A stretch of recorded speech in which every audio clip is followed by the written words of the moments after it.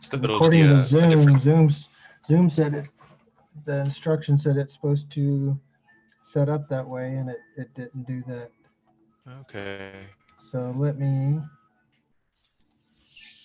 give you the link, and then Yeah. Could you actually probably be best if you could give it to if you could send it to Jeanette, and then Jeanette, if you could share that with Bo and share it with Molly as well, because she has some links to the live stream that she has on the Animas website. Okay, yeah, go ahead and pass that to me and I will forward it to him. yep, I sent it to you. Okay. All right. Oh, okay. I see we have video.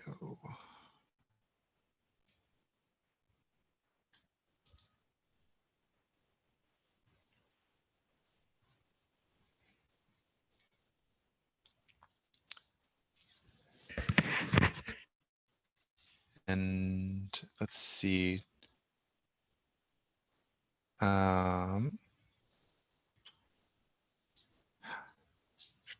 Oh, and Andrew, could you make me co-host in our ASL interpreter, Emily? Okay.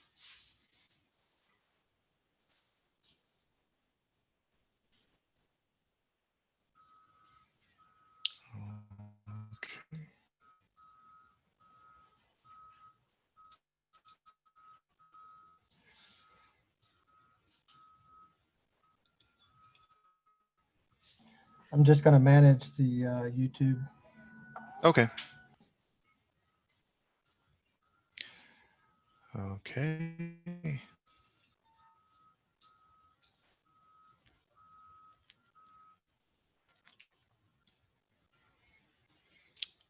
All right.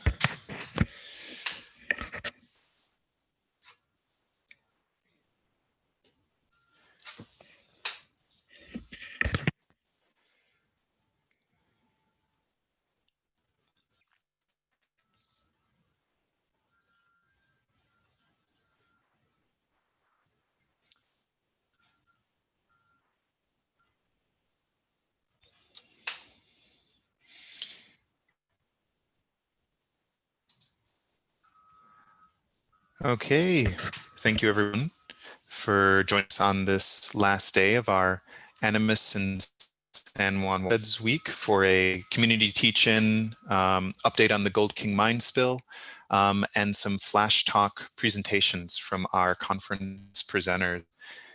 Thank you for bearing with us while we sort out some technical issues with our YouTube live stream that we want to offer participants who may not be able to access Zoom. My name, if you heard me already, is Mark Sheely. I work at the New Mexico Water Resources Research Institute. I'll just be giving a quick overview of how our attendees can participate in the webinar before turning it over to hosts. So find that you're having connection issues, either try to relocate to a place that might have better network connectivity, but please also do try to follow your state's social distancing guidelines. If you can relocate, we have a few options that you can try as well. For example, using an Ethernet cable for a wired connection. Close any other programs or apps that you might have open in the background.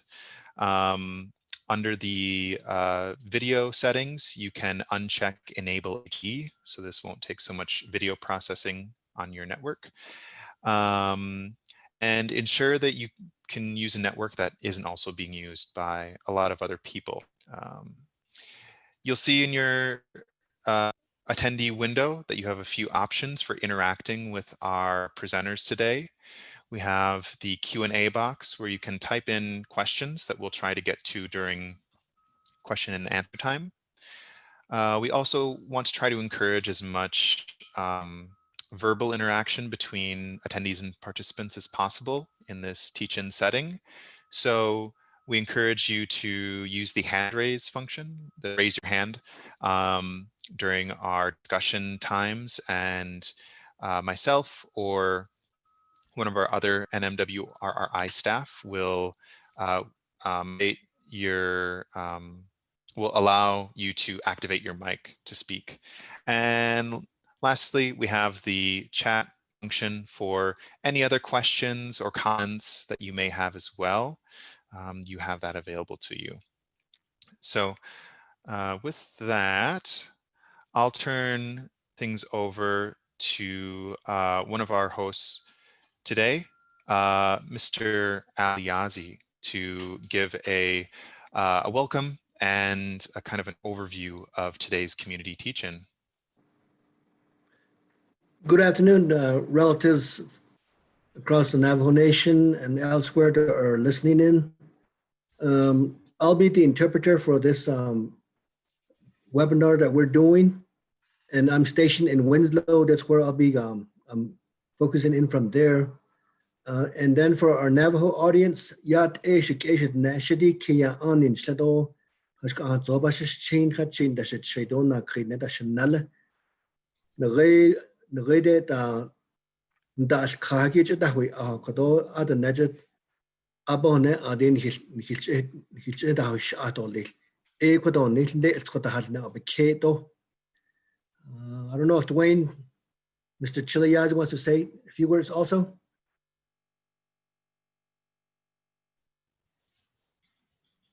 Oh, yeah, shit, low about the quiet, it is the Negi, quiet a yaha at a one load all that shit. No, shit was added shipwreck, oh, a yahana shadow, she hinged, for her clean the shizah, can't on it, the shade, touching it as another colossal abans, so it out of a codo issue. I'd like to welcome all the listeners and the participants in this program. Look forward to a very good discussion. Thank you. Okay, and I believe we have logged on as well just now.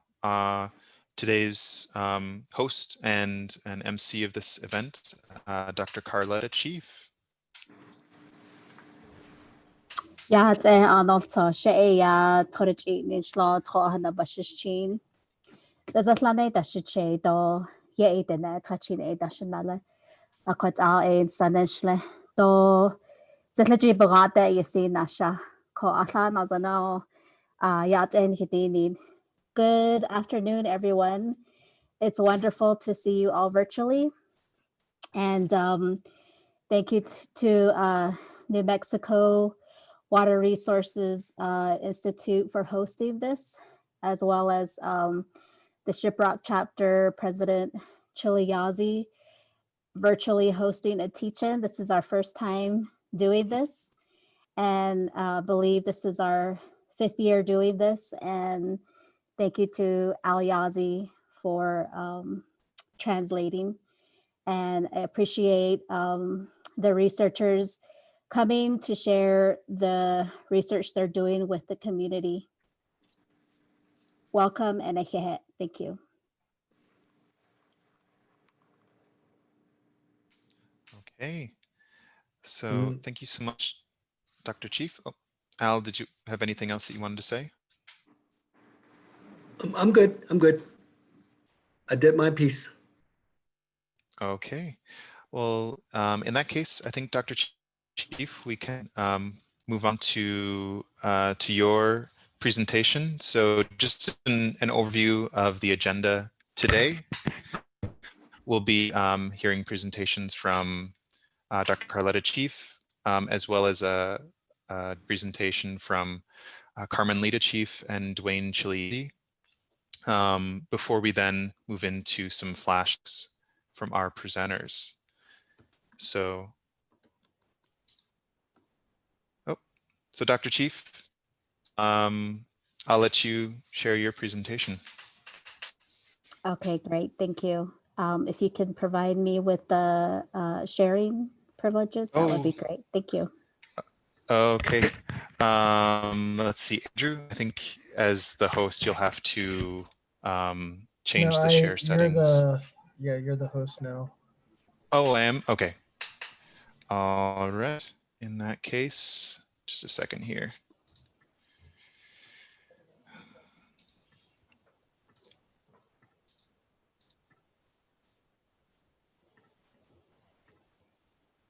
Okay, Dr. Chief, you should be able to share your presentation now. Great, thank you.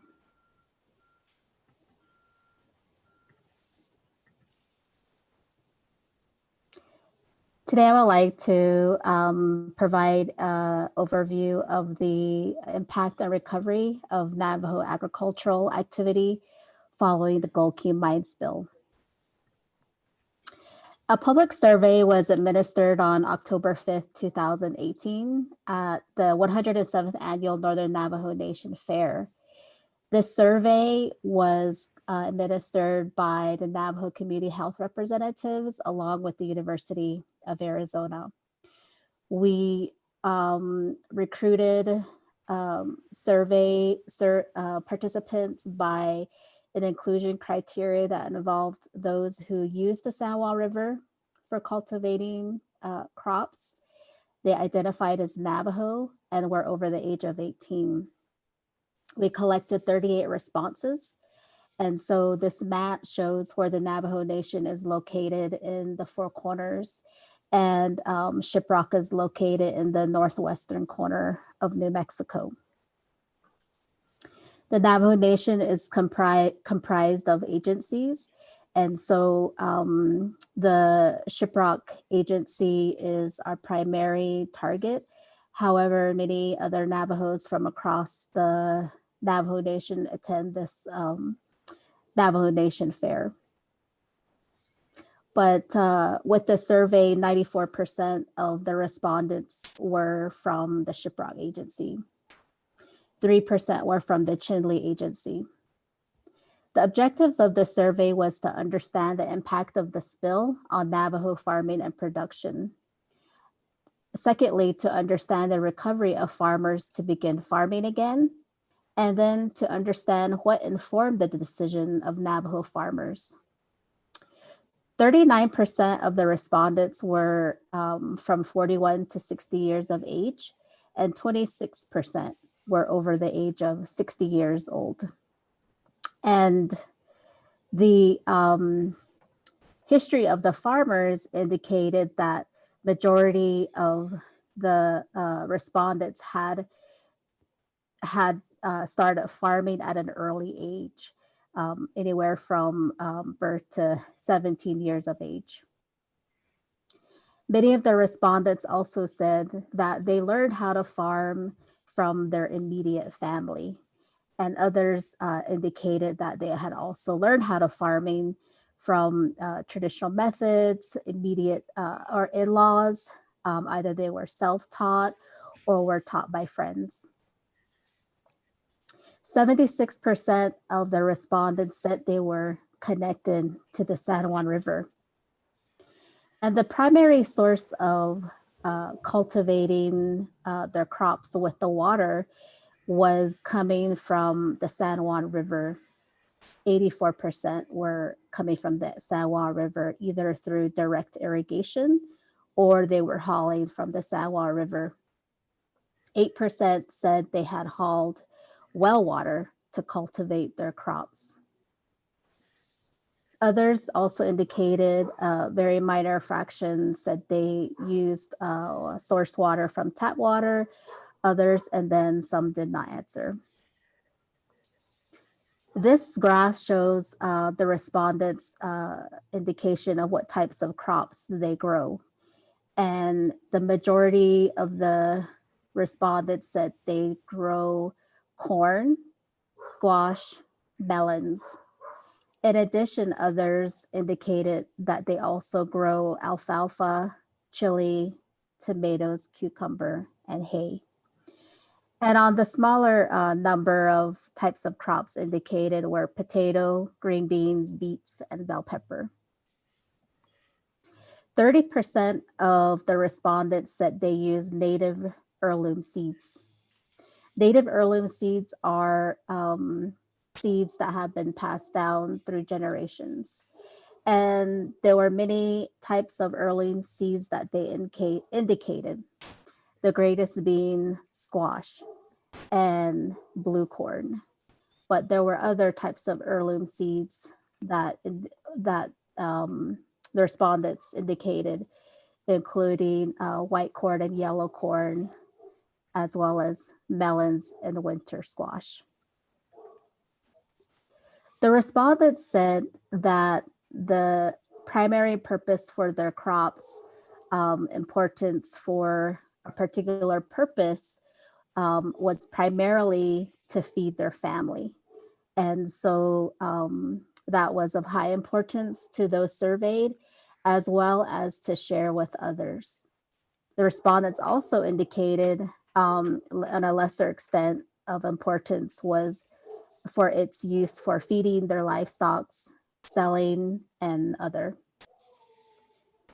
We asked the respondents what portion of their total harvested crops that they eat or sell. And majority said they had a varying trend of their respondents, but it depended on the portion, and less than half did say that they use the crops for selling, and about equal in terms of 50-50 between eating and selling. The impact on the spill was asked to in the survey, and it was an open-ended question where the respondents provided a response freely. And so this word diagram shows the words that were used in their response. And the bigger the word, the more the respondents said that word. It occurred more frequently. So in the survey, the respondents said that the impact of the spill resulted in loss of crops, that they stopped farming. Safety was impacted, their safety, no water, contamination, and irrigation shut off. 61% of the respondents said they stopped growing crops because of the Goki mine spill. Now I want to look at closer at the farmers who stopped growing crops. So the 68% who stopped growing as a result of the spill. The reason why they stopped farming was because of the contamination. Also because the water had shut off and health concerns. So the survey was conducted 3 years after the spill had occurred. And within those that said they had stopped farming, we asked, have they started farming again? And 57% of those said, no, they have not started farming again. Then we asked, how long did you stop growing crops? And so 5 individuals said less than a year, 13 individuals said 2 years, and 9 individuals said more than 3 years. So the highest was stopping for 2 years. So moving forward, we asked, why did you, for those that did start farming again within this 3-year period, we asked them, why did you start growing crops again? And there was a wide range of answers. And the greatest number of respondents said that because Navajo EPA declared the river safe for agricultural use again.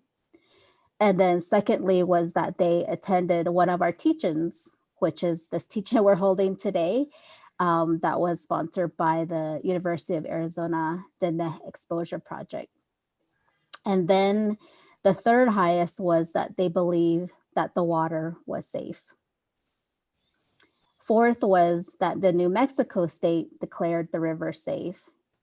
And the fifth one was that they had needed income for farming, that their neighbor started farming again, and then there were other reasons that were stated.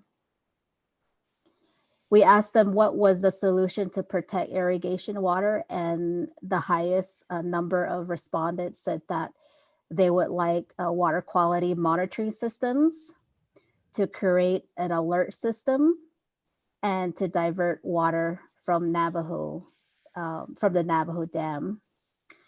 The lesser respondents said that they would like farmers to submit samples, like from their farm, that may include soil, water, or crops, irrigation warning systems, and bioremediation ponds. So then we asked them what would they like to sample if they would like to look at the quality of their water and crops on their farms. And mainly this was stemming from Dine Citizen Farming as Life project we did with Dine College. And 60% of those respondents said that yes, they would like to receive training on how to take samples. And the types of sampling they would like to collect and test. The highest was water, soil, and other vegetables, fruits and plants that their family eats, and the plants for their animals. The lesser respondents said collecting and testing animals, and one did not answer. One of the main question and concerns that rose in our teach-ins and our discussions and dissemination of our results was, how can the community heal? So we asked that question in our survey. And again, this word diagram shows the frequency of words stated in their answers. And the largest number of words used included community support, communication, compensation, prayers, and education. So in conclusion, the majority of the farmers that participated in their survey primarily grow crops to feed their families. 50% of the Navajo farmers in the survey stopped farming due to the Gold Key mine spill and have not started farming again at the time of the survey, which was in the fall of 2018. The community support and communications were highly suggested as ways for the community to heal, and then improve the way that results are disseminated and communicated back to the community. Thank you.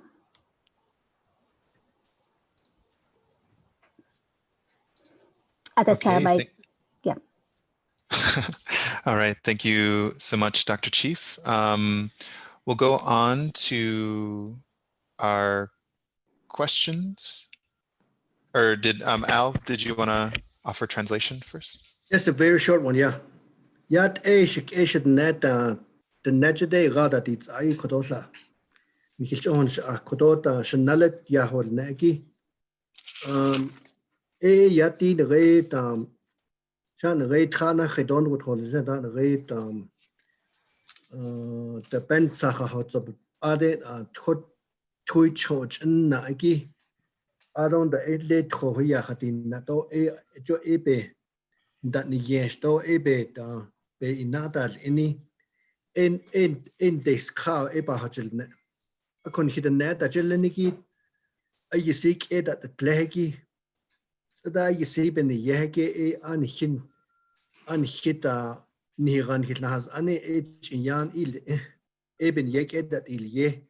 I don't the suggest ya nihik esa ebet khandage.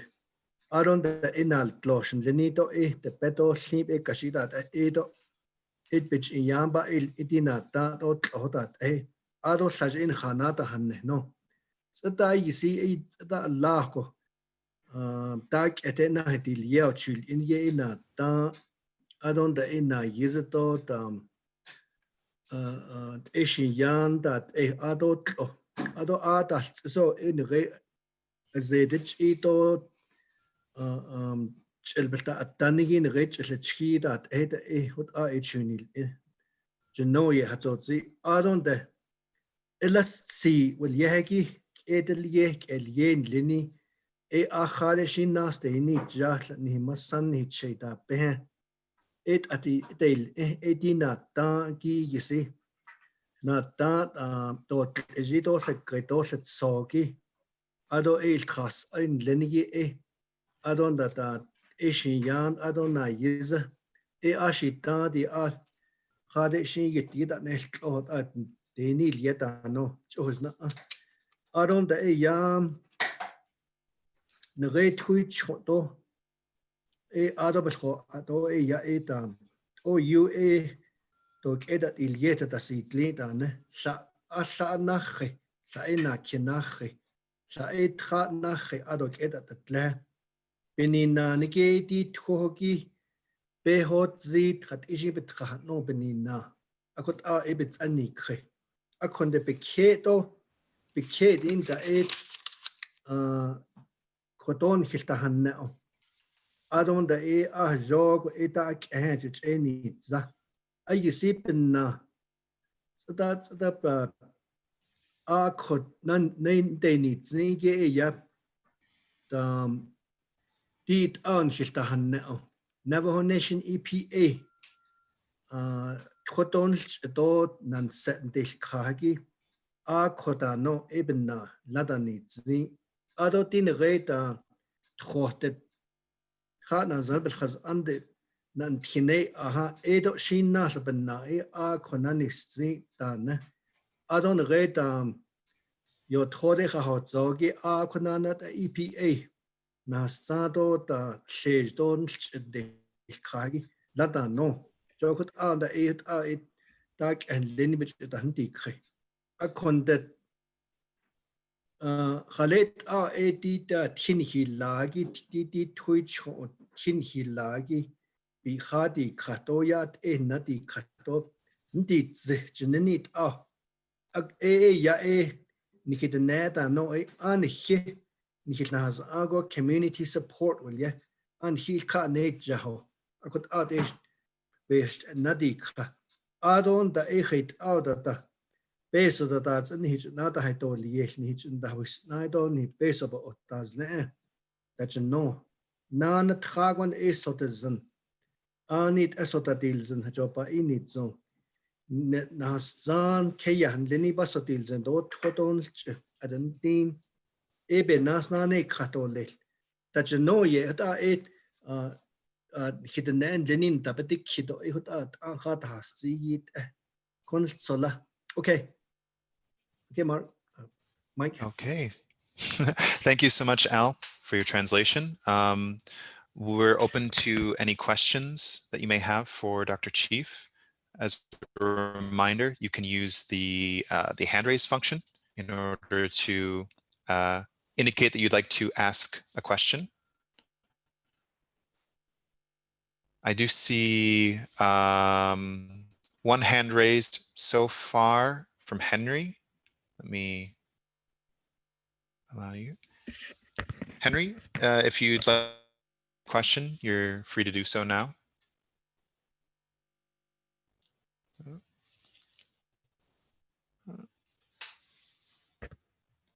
Looks like that may have been a raised hand by mistake.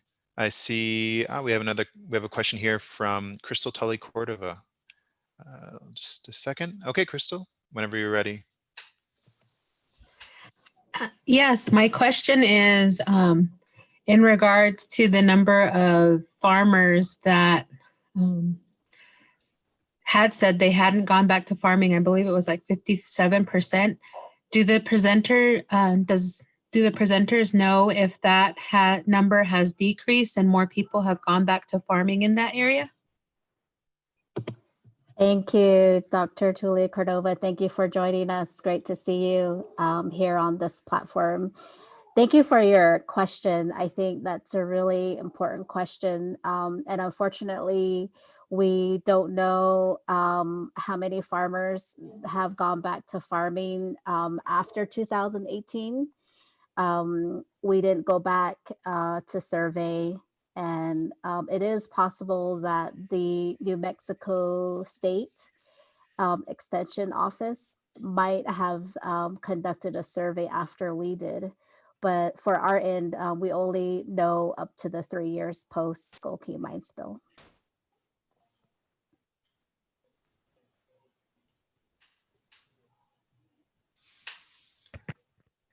If Okay. Brandon Francis is on the line, I think he might be able to answer that question. Oh, okay. Brandon? Oh, can everybody hear me? Yep, Yes. I can hear you. Well, this year, despite the pandemic, there has been a surge in interest, not only here in the Navajo Nation in the Four Corners, but nationally and internationally. Seeds were hard to come by.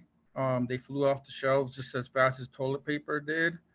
But we are helping in the ways of seed giveaways and transplant giveaways. So there is a surge in interest in gardening and farming, which is one of the helpful byproducts of the pandemic.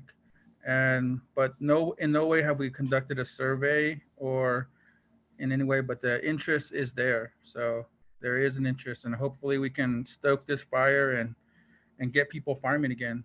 Okay. Okay. I see we have a few more questions in our Q&A box here that's available.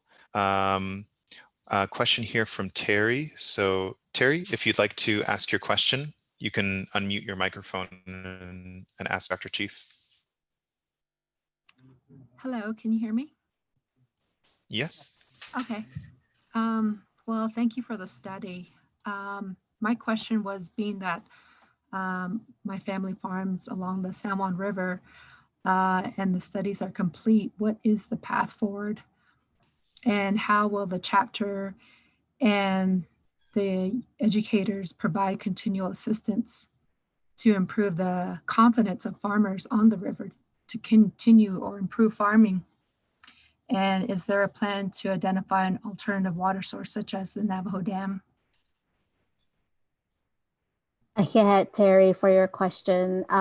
For my part of this, yes, our funding has been completed for the Goki Mine Spill project, but as an extension specialist, we have been looking ways to support food sovereignty for Indigenous communities. And so I have a training program called Indigenous Food, Energy, Water Security, and Sovereignty. And I'm currently grant writing and finding ways to continue this effort within on the Navajo Nation related to farming. But in regards to the chapter support and the Navajo Dam, I would like to have Shana Chiliazi answer that question because he's a leader out there in Shiprock.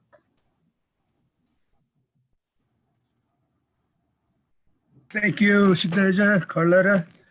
Otto, thank you for the question, Terry.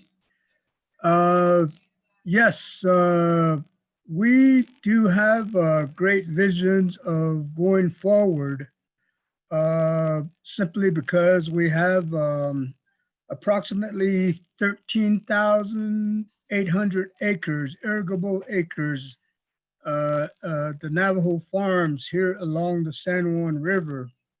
And with the perennial river water source, it just makes sense that we would make farming agriculture a major activity with our people once again.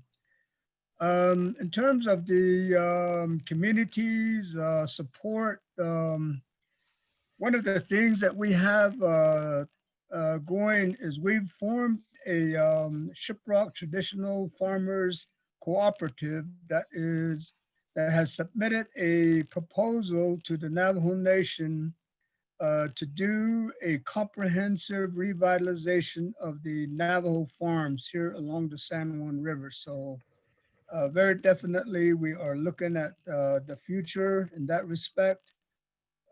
Secondly, the optimum situation for an alternative water source would be water directly from the Navajo Dam, at least past the confluence of the San Juan River and the Animas River, because the water from the Navajo Dam is much cleaner than what we are getting from the Animas River. So after the spill, in looking at the different options, the Army Corps of Engineers did come up with several scenarios, and the prospect of uh, of using the Navajo Dam water was a project that required, I believe, in the neighborhood of $130 million. So that's the biggest prohibitive in trying to source that water from the Navajo Dam. So yes, we also are actively looking at that possibility. Thank you, Terry. Thank you. Kat. Okay. Thank you. I see we have one more question here from Emily. Emily, you can unmute yourself and you can ask Dr. Chief your question.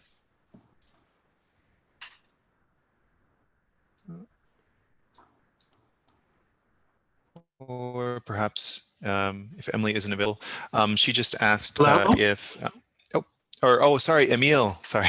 Okay, go ahead, ask your question. Hi, hello. Yes, I must have missed some of this. I know there were some presentations on chemical constituents and contamination and foodstuffs, but I wondered if it was specifically any of the foodstuffs had been tested from farms in the Navajo Nation subsequent to the large spill that we're discussing here. Thank you, Emil, for that question. For our project, we came in after the Gold King mine spill in partnership with Shiprock Chapter, Navajo Nation, and the other grassroots community organizations. So we did not do any pre-spill analysis of crops. However, the New Mexico State University Extension Office is permanently located there and does agricultural research in the area. And it is possible they did some pre-spill crop analysis. I'll ask Brandon Schitzel if you can answer that question. Okay.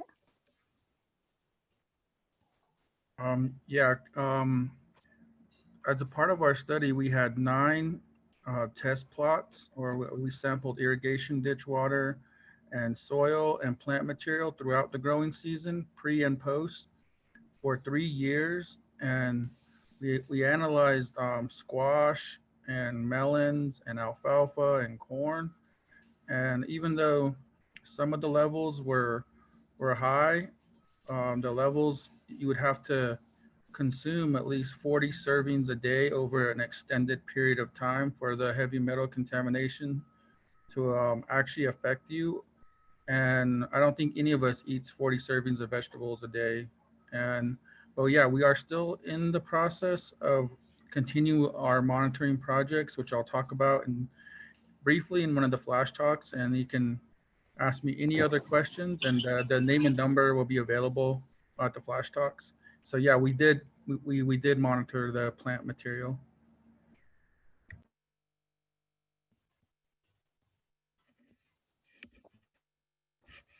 Thank you. Thank you. One last question here just asks Dr. Chief if you have if you plan to conduct a follow-up on your study. Right now, we don't have any plans to do a follow-up study. and we will be focusing on the food sovereignty and energy and water insecurities on the Navajo Nation. However, we're always open to additional analysis as we work primarily with the communities and what their concerns are. But at this time, we don't have any specific plans. But again, I would ask should let Brandon. I know that they're doing ongoing work there. Yeah, we every Thursday from 11 to 3, if you're available, you can bring your soil samples up to the Agricultural Science Center, and we do have our number and email on our webpage. And if you are unable to collect the soil sample or don't feel that you are qualified, we can come by your site and collect, and we test for heavy metal contamination. And that is a free thing that we do, and a free service we offer at the Agricultural Science Center. Thank you. Yeah, Shitsila. That's great.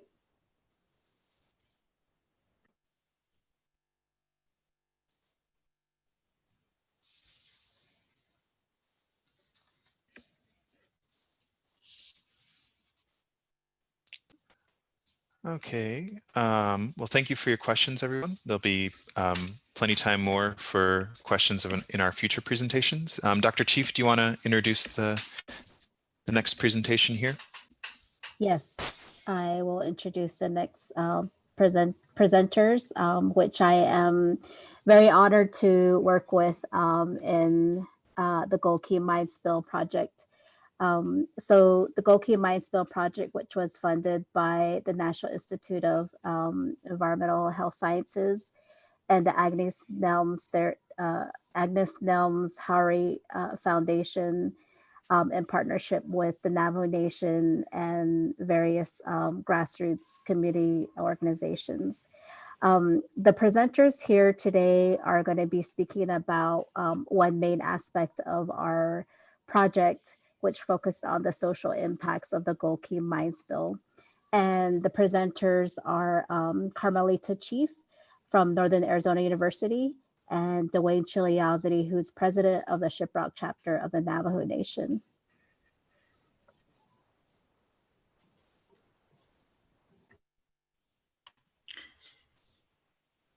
Hi, good afternoon. Also, Yat to everyone. Thank you so much for having us present some of our findings from qualitative research that we have done. I will introduce myself in Navajo and then hand it off to Dwayne Chiliazzi. So She'e Carmelita Chief Yin She, Do Kintlachini Nishlon Lokadina Abashichin, Hanagani Dashache Do Yaidina et Hachini Dashanella Kuta Sana Nishle. Le Tonneje de Nasha, Ereya, Northern Arizona University Banashnish. Yat Nona, Shike, Dinox Ai. Didi Queba Yati Eti the Skadash, Lanaha, da le Ditro, Lenigi, let the Pensa, de Ade Bihilenigi, Eben, yes, could get il Yahigi, Tropa, Kahanit, Enigi, Ade the An Gona, Ditro. About at the Halonigi added a ladder in it and not the Troancho a yata house. And then go 80 the cat is Yahigi ita it nits a yahad nelia hala tonits nakis. Go Penachigo 8 as a yaha 8 yego a yaha 8 Hinna is still as a little and in a yahotis. Yennishatanit hotin na ko edi has ag have isabayati. Aro bekeron da sky hit ayat endo ligich ya sto ko kelistane edilne. Very briefly, the Navajo farming communities along the San Juan River, as well as other communities up and down the river experienced a major ecological disaster in August 2015. And this greatly impacted our agriculture communities because we rely on the river water for our irrigation. Absolutely, the impact on our on our um, on our economics was very significant because at that time our growing season was halfway through the season, but we had to terminate our farming for that year, which resulted in a great economic impact for the farming families. And then also it certainly had impact on the cultural aspects of our people, our affinity with the land, with the earth mother, and the fact that farming and agriculture is a critical and important part of our culture. And finally, the impact was also on our emotional state of being, as well as our spiritual well-being. So because all of those dynamics are interrelated and they are of one. So we did greatly suffer from this Gold King mine spill. Thank you.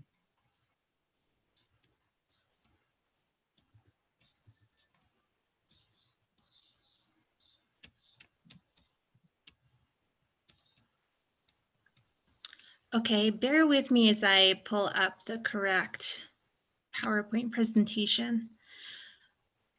Okay.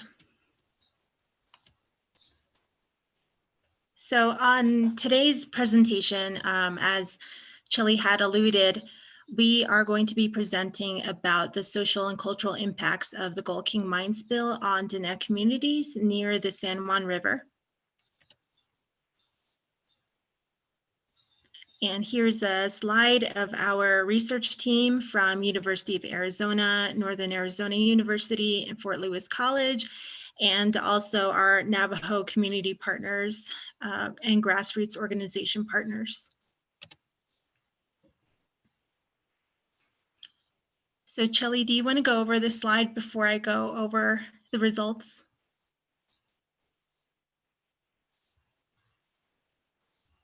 Okay, as we can see, the Gold King mine is located above Silverton, Colorado. And this mine was terminated in 1880s or somewhere that time frame. And the buildup of the mine wastewater is quite significant every year. In August 2015, contractors for EPA penetrated one of these mine openings and caused approximately 3 million gallons of acid mine drainage to be spilled from the mine. And I'm just thinking now that Carm wanted me to do this in Navajo. So let me do that really quick. The Quabayet Kigijaet and led the Bents Silverton will yell Aniki be yed. Add it the ask it a hata kero in has a eshit other echit others at the Laiki.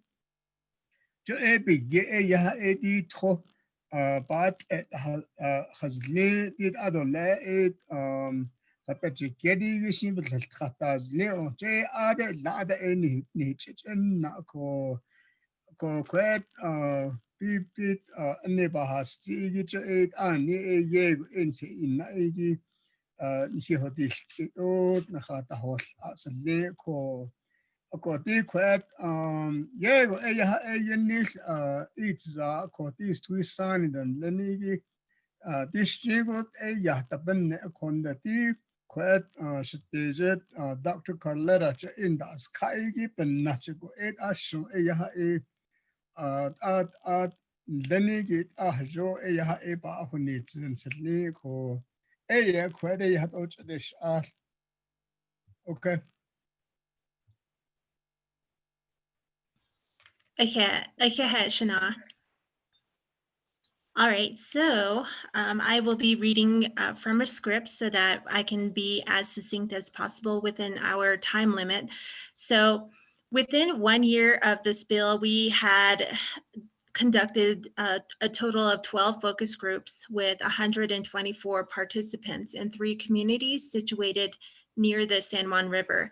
And these occurred in May and June of 2016 in Shiprock, Upper Fruitland, and Aneth chapters.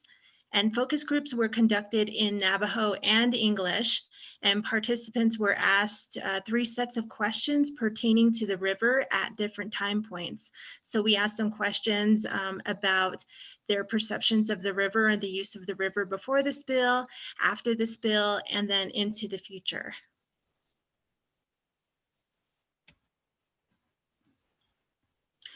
Because this presentation is just going to focus on the results, I will not be going into detail about the analysis process, except to say that if there's some qualitative researchers out there, we did use a culturally informed multi-investigator consensus approach for this process. So on this slide, you will see the representation of a Dine health model that we use to organize our coded data and to interpret meaning using our Dine worldview on health. And this model shows the 4 interdependent and interconnected components needed for maintaining and restoring balance, or hajong. So as an example, looking at this model, I want you to focus on the turquoise portion, which says economy and livelihood. So just to give you an example, any data that were labeled within our focus group transcripts with labels or what we call codes relating to Navajo economy and livelihood, they were placed all in this, let's imagine this turquoise bin that says economy and livelihood on it. So if somebody in a focus group had talked about the financial impacts, or they talked about farming or the agricultural way of life, it all went into this bin. So another thing I wanted to add is that physical health is essential to economy and livelihood. So anytime somebody mentioned physical health or physical health impacts, that also went into this bin. So after that whole process of just organizing things into these different 4 components of hajong and health, we looked at the coded data we had in each of these bins of spiritual wellness, economy and livelihood, family and community, and environment. And we summarized the major concerns or the topics within these bins that participants had described within each component of health.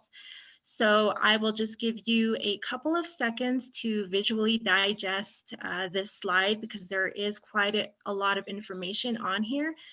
And I will further explain in the next following slides, but please note that there are 15 major concerns that are shown on this slide.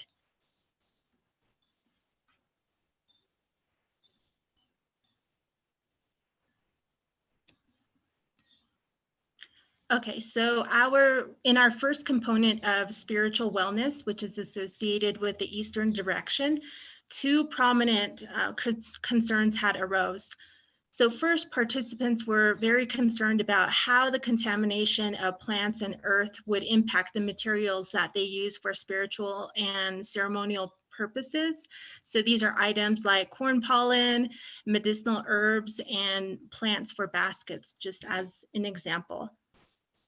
And then second, down below, there was a lot of worry about how the spill's impact would impact the youth's perception or young people's perceptions of farming and their desire to continue to learn more important traditional knowledge associated with farming after the spill.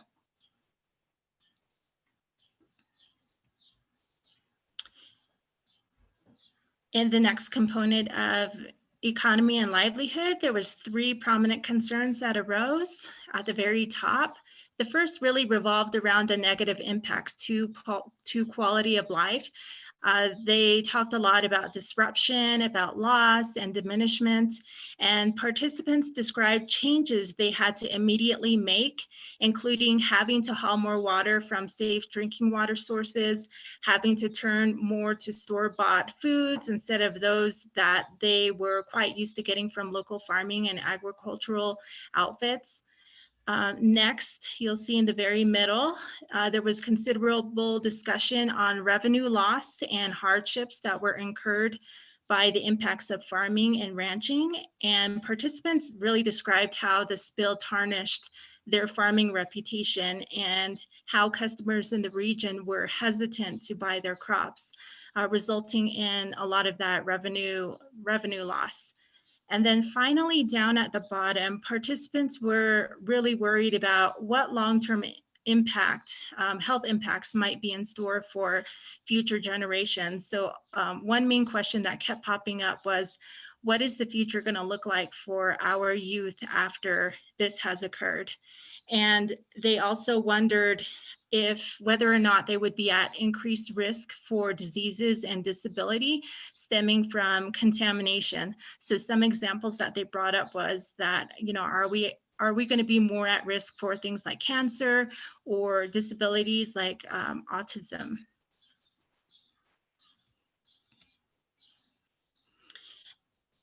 And here in the area concerning family and community, which also includes governance and also represents mental well-being, 3 major concerns had arose. At the very top, participants spoke a lot about distrust and not knowing who to trust, from the local government all the way up to the federal level. And in part, this was due to what they described as poor communication from multiple agencies at multiple levels. So they talked about the local Navajo chapters, the county, the state, and federal agencies, and them not really necessarily observing that there was consistency to the news and the updates that they were getting from these agencies. So there was a lot of mixed messaging and just a lot of confusion for them at that time. And then last of all, at the very bottom, participants spoke at large about negative impacts to their mental wellness. And as these 2 quotes here on the slide represent, there was a lot of description about participants experiencing stress, depression, sadness, heartache, anger, and even the triggering of historical trauma and experiences with systemic discrimination.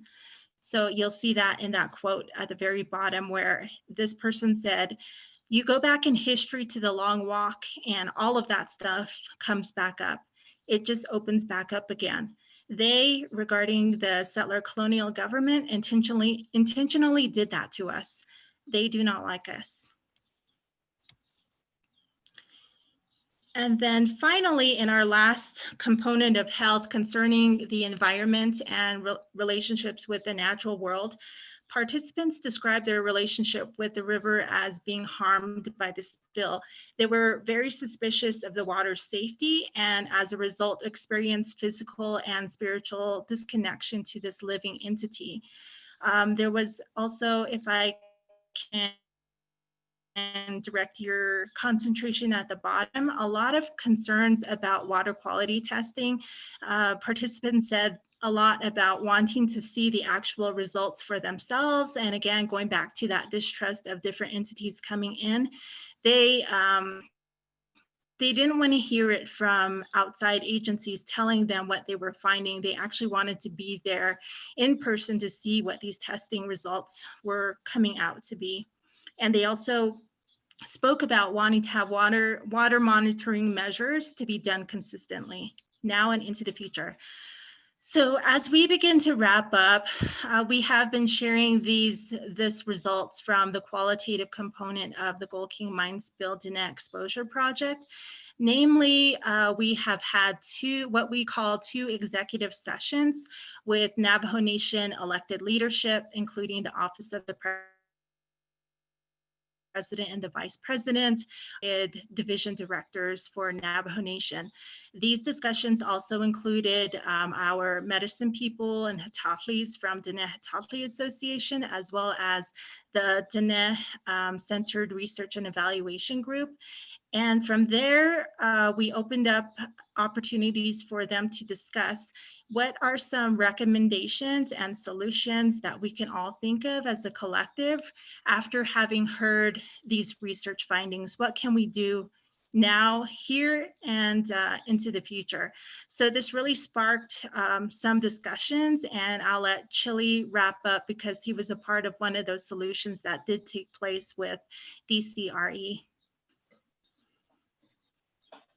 Thank you, Carmelita. The mine spill, again, certainly had a very significant impact on our lives, our mental, emotional, spiritual health. And one reason being is that we as Indigenous people continue to recognize that the spiritual and the physical aspects of our life are one and the same. That's one thing that the Western society, Western thought has done, is to try to separate the two when it is not possible to do so. And so therein lies our sensitivities, our recognition of the sacredness of water, of the air, of the sun, and certainly of the earth. We see that the combination of these basic elements is what creates life. And for this to happen to our communities, it certainly had a great impact on our on our world, and we're slowly coming out of it. And one of the reasons that we attribute our being able to deal with this is the studies that have been done, particularly those that were done by Dr. Carletta and her team, which has reassured our communities that the river water is safe for usage, for agriculture and such. So we are beginning to farm again. One question here earlier, I believe it was Crystal, who asked if there was an increase in farming. The answer is a definite yes. I think we are getting past our apprehensions of using the river water for irrigation. And the other factor that has increased our farming is certainly the impact that the pandemic has had on us. We realize that we have great natural resources here to grow our own foods, to store our own foods, and to be able to take care of our families in that way. So that's the concluding statement that I have, and just very briefly in my own language. Dida kodo e yaha e ba ikilda hazna e gicho di ko e thoni ta chho e ta kada ashla na kha ta e ado hste e zalla e yaha e na al khahi gi te a ko a se e yaha e yinnis pihni te gi peninan to hajonyan e a zanda e ko a e hisho a ko dire shte Dr. Carletta to e bekwe e nakhana e zo kwe besindashil nishiki pen nachuko indeta eti kwe e yaha nahot insa eni kit igi hejo ba honi zli ko pen nach et ashon e disjid e kaket il ye ko e yaha e ba bich et handi khay ko na e yahat at zahat aden khayat eti kaya e hejo chuni ido ni thon leni ki ko khala e inat e ko ti khodo e ha e be khilda hasna igi khodo e shidna ko bilkast enigi Thank you. Maybe I can add a little bit real quick. Sure. Okay. Die kodotan hilnahas naegi Carmelita Chief Donana Shachayam Dwayne Chiliazi. Die did ashlana khayeta khoni tsai chongi ebiketo nal kha al aben ajnash. Alaji ye tko nlini ice nal kha. Adon the sage don and set.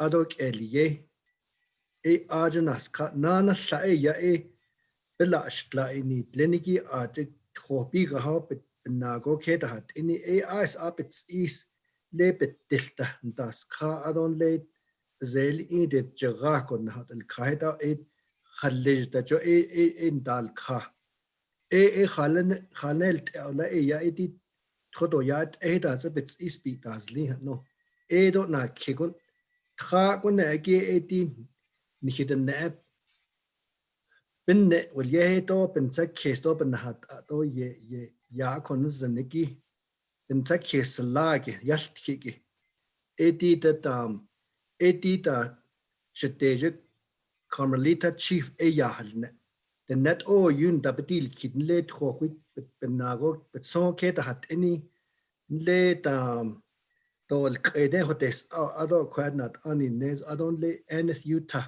akashan akuyad neketa hat any nezat tidom ana tim belahon da bedil kit qasthuido sani ade khata hat zi jo iba hojol ne ting it anda shja ulya ade nikitnet yadal kigo Alaji ke pa la salake pa yo salage spirituality na konike na nish to ina alneke economy and livelihood eda payat ki ado na konike apagan has ani khat egda hlahotet amato je amasando chine tsoke adon da ya penago chapter bashkata has zogo now hot ado family and community nana akedike in environment nana in rego titi na hasza bakasi zido nicht eto khoto nan seto inna salahaki jo hot out khago naskha ako ato khanne he ta khit out han nande ado ti twitch khodo bekedo khit nana ne nas legit aban sata kes but not you na khanna siyon education na ben daido kidob enal sos anilti da bakha ishin re ine you da adi sigin tash sti ajit focus group ajit nap the nana badik kidab khilna hasna aji hot kun sadole okay. All right, thank you so much, Al. We'll go on to any questions that we have. Remember, you can use Andre's function to ask your questions. I see we have one here from Katie Walton Day. So Katie, I'll allow you to unmute yourself and ask your question. Thanks. Can you hear me? Yes, I can hear you. Yes. Excellent. I was really struck by how you spoke about the mixed messages. And I think we're all experiencing the same thing during the pandemic. And I think part of the problem is that the chemical and physical scientists are collecting data that changes through time. So my question is, as social scientists, how would you advise the chemical and physical scientists to improve their messaging to help people understand that things may change through time and hopefully build trust in the data? I wonder if you have any thoughts on that. Thank you. Sure. It's a very important question because, as you alluded to, we are currently experiencing that with the current pandemic. When it comes to building trust and also executing on emergency risk communication, definitely the messenger who is providing that information to the public has to be a trusted person who the public feels like has a lot of credibility. So I think the very first step would be talking with the community, maybe now, so that you can determine who those people are for the future, and then have them identify who those key messengers are that most community members would listen to, because they have already built up community trust and credibility. That would be the first step. And just making sure that messages are consistent, whether they're coming from the local chapter house, getting those relationships enhanced between local government agencies and county and state agencies if possible. I don't know how you can get on board with federal, that type of federal collaboration. It might get a little bit complicated, but I think those more local coordination of communication is very important. So off the top of my head, that's what I can think of, is it really comes down to who the messenger is and developing consistent messaging. Thank you. Mm-hmm. All right, thank you so much, Katie. It doesn't look like we currently have any other hands raised for participants. So I think we'll move on to our next feature of this teach-in, which will be our flash talks from conference presenters. So our first flash talk, somebody you've already heard so far weighing in on questions from our first two presentations, will be from Brendan Francis. He'll be discussing San Juan River Valley farmers and growers' perspectives, 5 years since the Gold King mine spill, as well as an overview of some of the projects that are currently happening at the NMSU Agricultural Science Center. So Brendan, I'll allow you to give your presentation.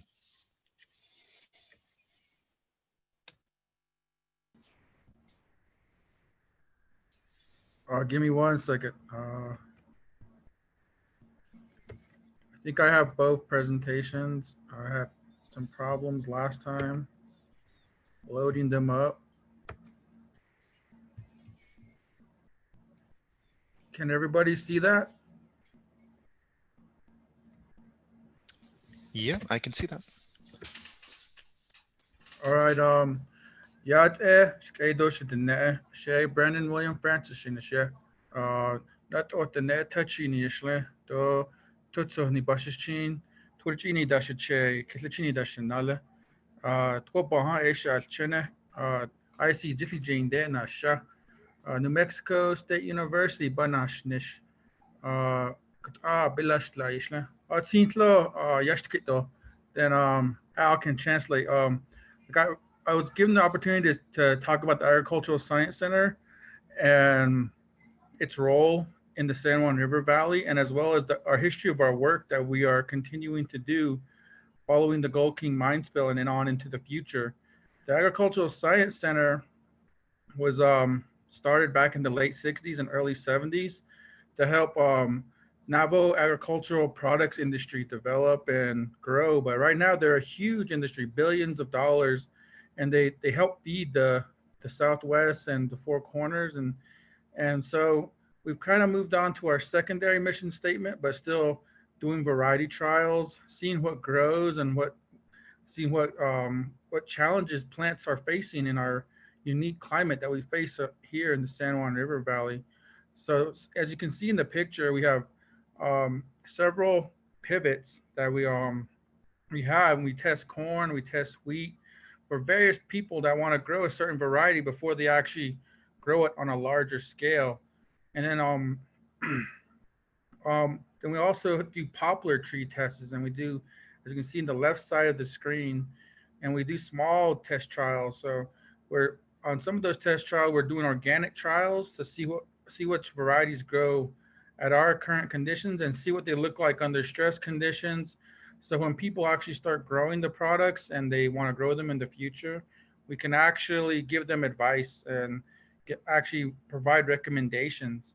And that's a small role that a very huge role that we fill, but also our big role is helping people in the San Juan River Valley with all of their growing needs, with all of whatever questions we have.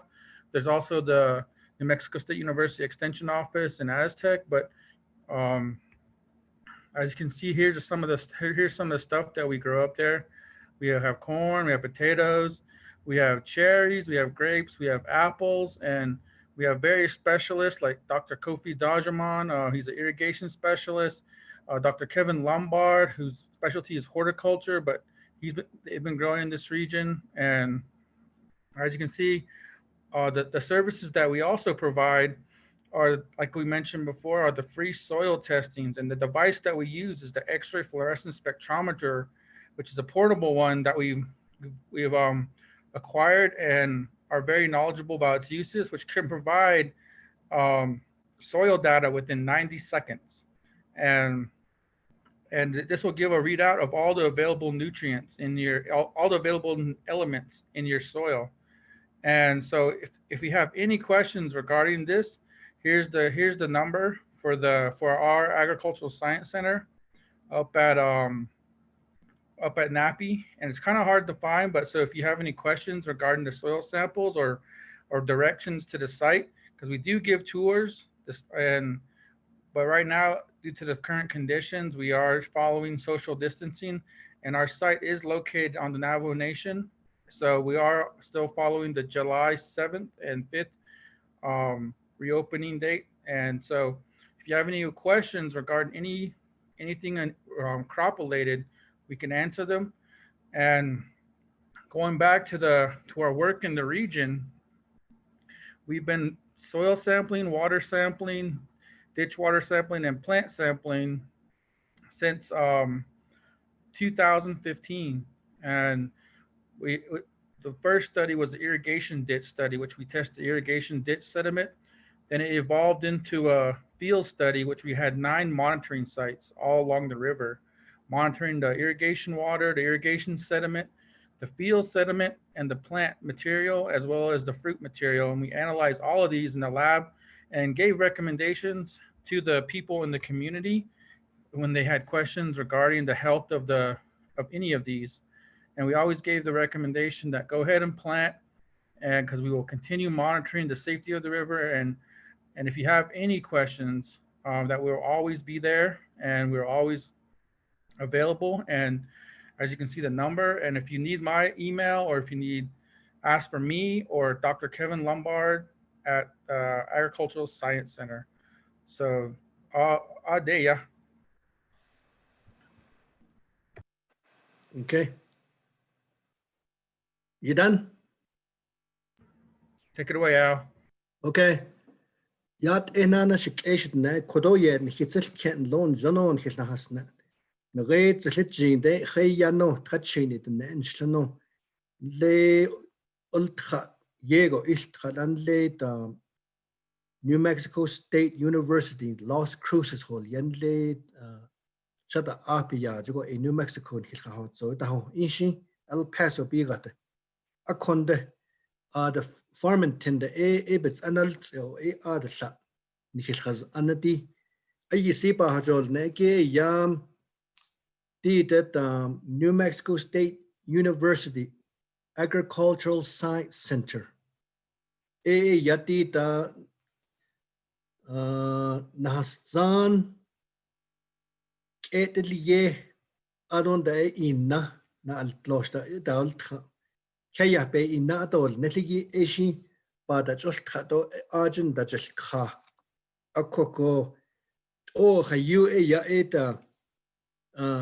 na nesada bene lada bashkhaz aneh ashi khwa ne gay farming tendo khujigo Navajo Nation batak khaz aniki adon da 8 ketliye le na ta don le nan sel atat ekin del kha khedila tsada pohne tsado tsla khit ketol ya do khala chlo tsada pohne tsa petzelo totan tsha go dotan nezo akot eta chiyando leliki adon da khayanal kha to adot khonal kha at adel in nikich at agent chik eshitne eshi adet a call phone number bakha anagil ingi a con hotel neto ajik nihitak eket sejigi nakhandol kha e pehas ajono e onet zach on neko ko asi chiteno indole e ni kaya ta kedat otle khana da hushigi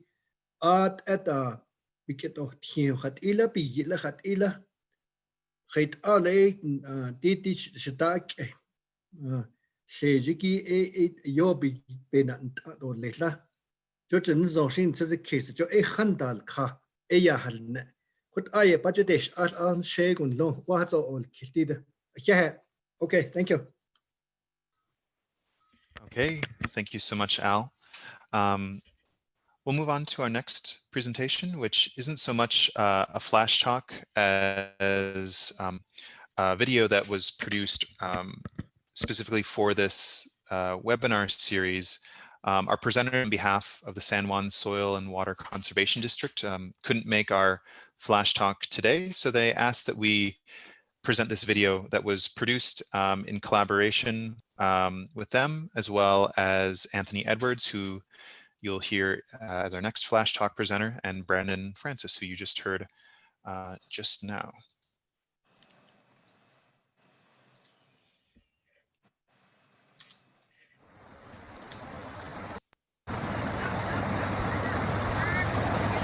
The Animas and San Juan rivers. These watersheds are a complex system.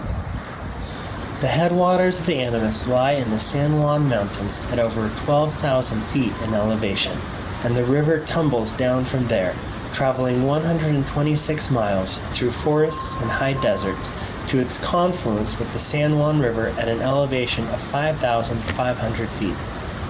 The snow that melts in the watershed's high elevations eventually become the water that sustains all life downstream. The natural features of the watershed, combined with the many ways our communities rely on the river, create a set of unique challenges that both connect us and require us to proactively manage the watershed for the health of all its residents. The headwaters above the town of Silverton, Colorado, have a storied mining history dating back to the 1870s.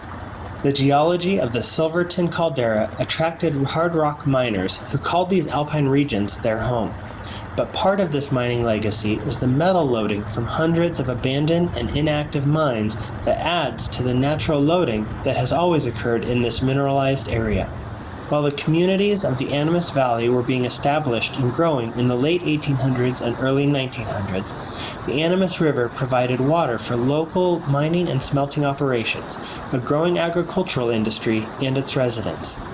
The river even provided water for the steam engines of the Durango-Silverton Narrow Gauge Railroad, which still connects Silverton to Durango via steep canyons as the Animas winds its way through the San Juan National Forest. As the mines closed over time, tourism became the new industry. The train transitioned from carrying ore to carrying tourists up and down the river canyon, and other recreation industries grew as well. Now, the reach of the Animas stretching through Durango is famous for its whitewater rafting and kayaking, and for its gold medal trout fishery, not to mention the people who flock to the area in winter to ski on our future drinking water. More people means more potential impacts on the river. The city of Durango is in the final stages of completing a newly renovated water reclamation facility to ensure the city's sewage doesn't pollute the river for downstream users. Unlike the San Juan River or the Colorado River that it flows into, the Animas River is unimpeded by any dams in the river channel and is one of the last remaining free-flowing rivers in the West. Off-channel river storage is still an important strategy to combat drought, and Lake Nighthorse, outside of Durango, ensures that water allocated to the Southern Ute and Ute Mountain Ute Indian tribes is available when needed. The San Juan receives the waters of the Piedra, Animas, La Plata, Pine, Florida, and Navajo rivers, which traverse the Southern Ute Reservation, supporting the natural corridors, economic development, and environmental enhancement within tribal lands. As the Animas flows south and west from the Colorado and southern Ute border into New Mexico, it feeds a vibrant riparian corridor, providing much needed water in this high desert environment for both people and wildlife. The Animas has been supporting human life for more than 1,000 years. At Aztec Ruins National Monument, we can still see evidence of the ancestral Pueblo civilization that once thrived throughout this region. While most of the Pueblo tribes today live along the Rio Grande, the Animas River still nourishes life in its surrounding communities. Today, nearly 70,000 people in San Juan County, New Mexico, rely on the waters of the Animas for all their needs.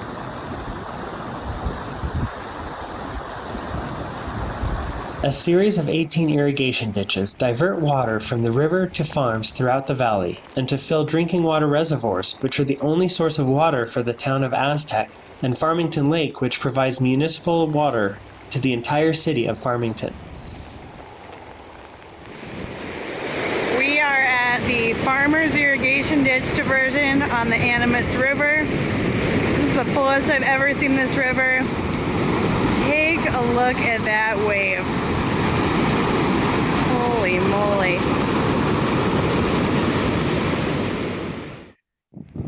The Animas River irrigates thousands of acres of farmland, pastureland, and even people's yards and gardens, and is a source of fishing, boating, and other recreation. The Animas River flows into the San Juan River in Farmington. In Navajo, this area is called Tota, meaning between the waters. The San Juan continues west into the Navajo Nation.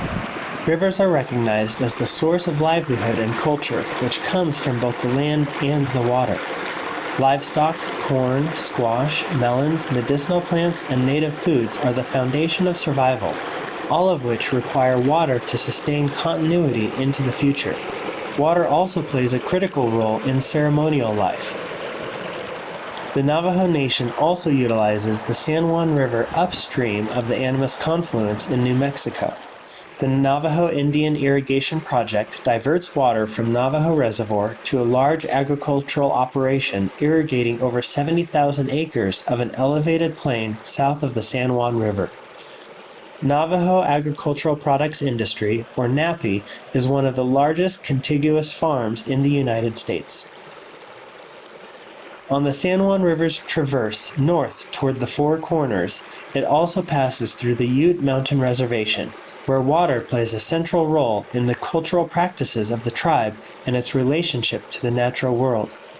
Water brings life, sustenance, and is a tool of blessing and prayer for the tribe. The Mancos River, La Plata River, McElmo Creek, and Navajo Wash subbasins all flow into the San Juan River from tribal lands. From the Four Corners and into Utah, the San Juan forms the northern boundary of the Navajo Nation, traversing canyons where life is water. This ceremonial importance is balanced with the river again becoming a popular recreation destination as rafters float the canyons and give way to bigger boats at the confluence of the Colorado River and Lake Powell. From the headwaters of the Animas to the San Juan's confluence at Lake Powell, the rivers pass through 3 states, 3 tribes, 4 counties, 3 of which are named San Juan, and 10 municipalities, not to mention 3 separate EPA regions. Legacy mining, forest and timber management, farming and ranching, drinking water, recreation, and ceremony are just a few of the reasons our communities value the rivers and are connected in our responsibility to care for them. As we look to the future, we recognize our important relationship with the Animas and San Juan rivers and all of our local waterways, and how we depend on them not only to survive, but to thrive. Keeping our rivers healthy and clean protects the environment and ensures this precious resource will be available for future generations.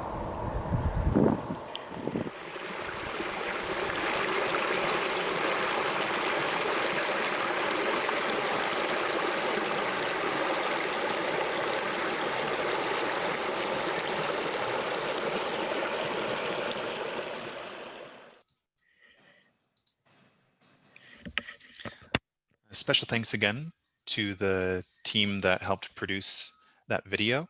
I'm Al, did you want to add any translation for that, or would you prefer that we move on to our next Yeah, Flash let's Talk just move presenter? on. We might run out of time. Okay, all right. That's general information anyway. So Exactly. Well, next Flash Talk presenter is Anthony Edwards. He's a municipal court judge for the town of Silverton, Colorado. Some of you, if you attended our teach-in last year, you may remember him from his Flash Talk presentation that he gave on the ephemeral legal landscape surrounding the Gold King mine spill and legacy mining in the area. Anthony, I'll let you take it from here.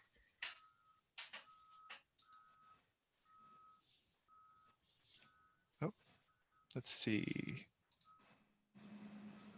Are you there, Anthony? May be muted.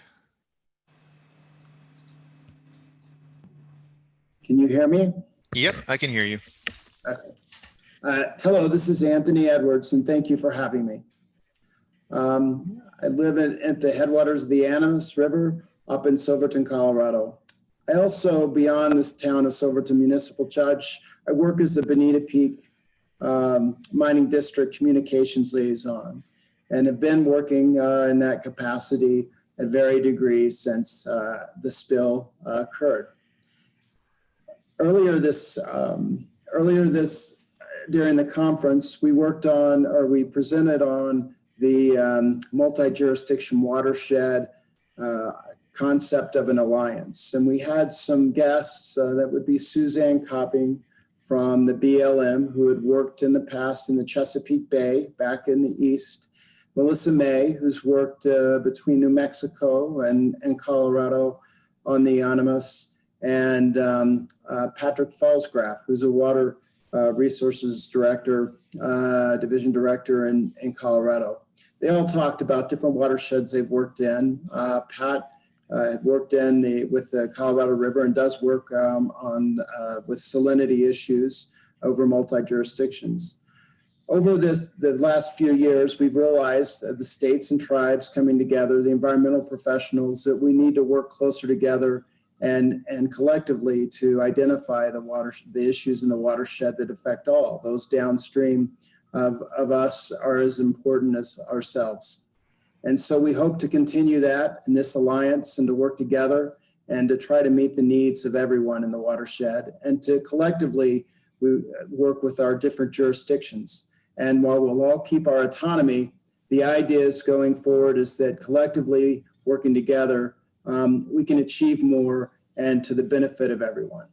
And so that was the whole concept of this presentation early and in general for this multi-jurisdictional watershed approach, hoping that we can all work together to meet everyone's needs. Okay, thank you, Anthony.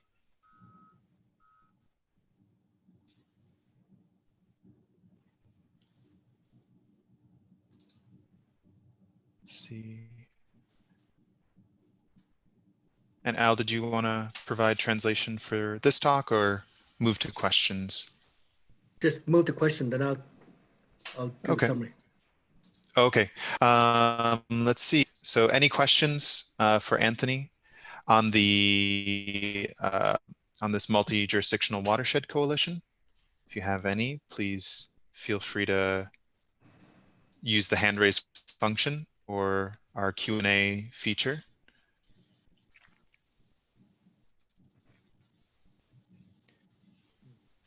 Okay, it doesn't look like we have any further questions.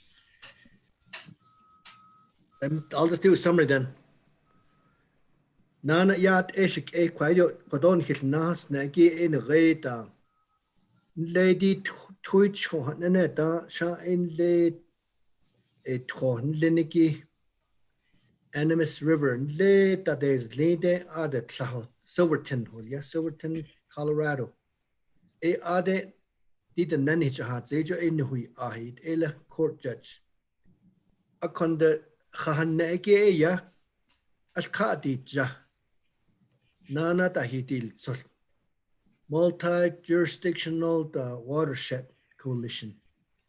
Beta hini tkhadolesti tkhotan leniki echunil ini anit ba yel tkhito nabik yel tkhito ba huil yadon khabik test idole tachno et ajot atahol tahakit.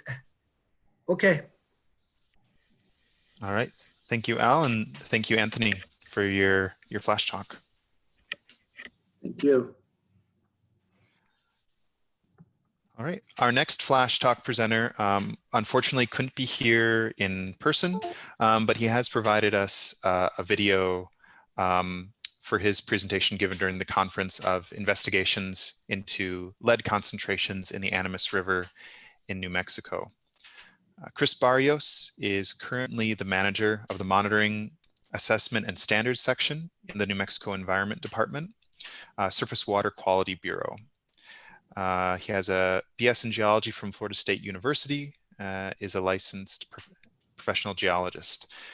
Prior to his current role at NMED, he was the monitoring team lead in the Monitoring, Assessment, and Standards section from 2015 to 2016. So I'll be playing his video right now.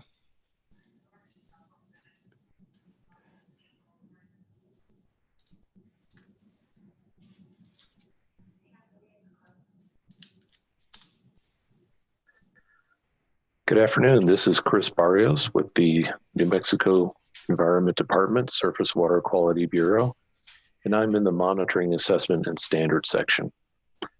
Today, I'm going to present our flash talk on our investigation into lead concentrations in the Animas River in New Mexico.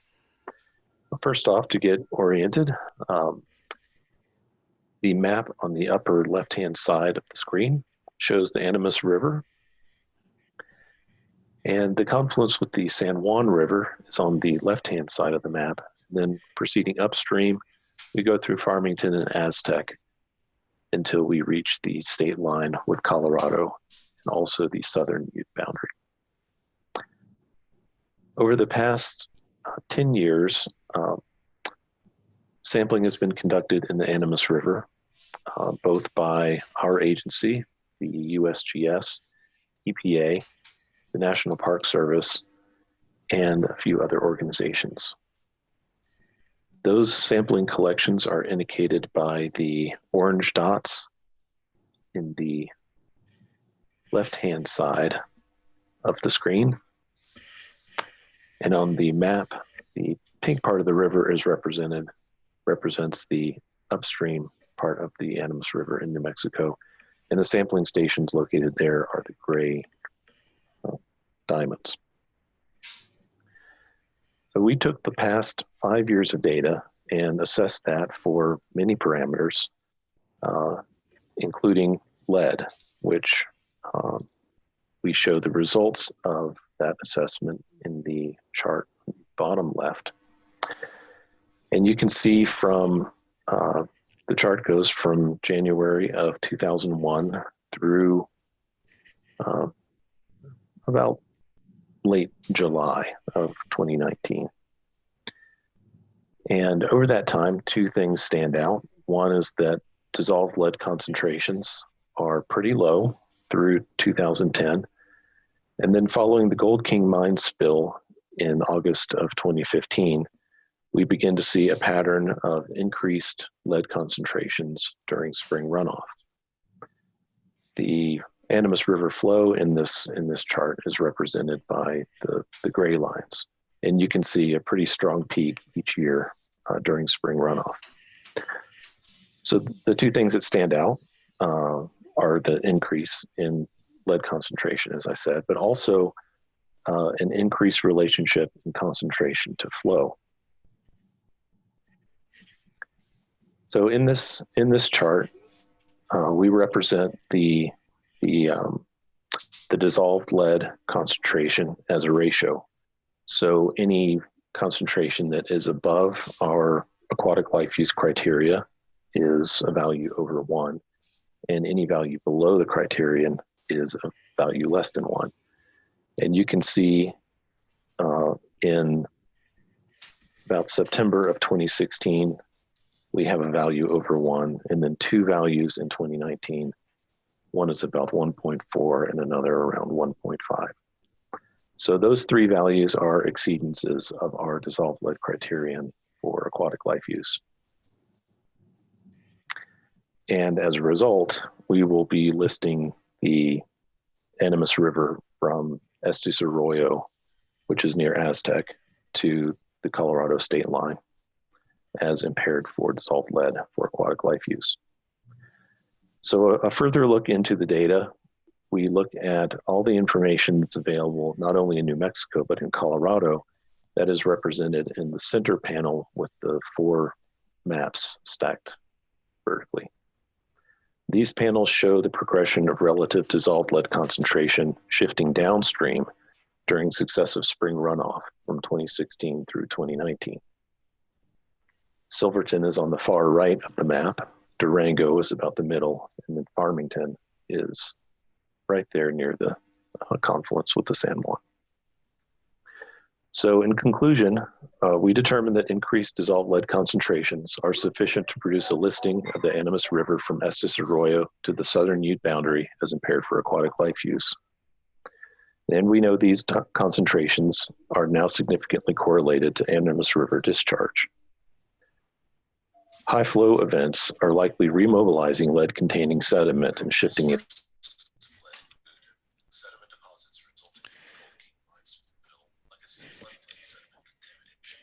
Oh God, no. Minor contribution concentration shifting downstream during successive spring runoff from 2016 through 2019. Silverton is on the far right of the map.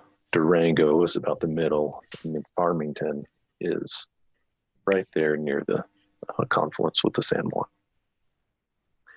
So in conclusion, we determined that increased dissolved lead concentrations are sufficient to produce a listing of the Animas River from Estes Arroyo to the southern Ute boundary as impaired for aquatic life use. And we know these concentrations are now significantly correlated to Animas River discharge. High flow events are likely remobilizing lead-containing sediment and shifting it downstream. And probable sources of lead include the sediment deposits resulting from the Gold King mine spill, legacy floodplain sediment contamination in the Bonita Peak Mining District, and then minor contributions also include highly turbid runoff from the Hermosa Creek watershed resulting from the 416 fire, and contaminated groundwater in Durango from a former smelter. Thank you for your attention, and if you have any questions, please contact me. My contact information is below, and I will be attending the teach-in for any questions in person. Thank you. Have a good day.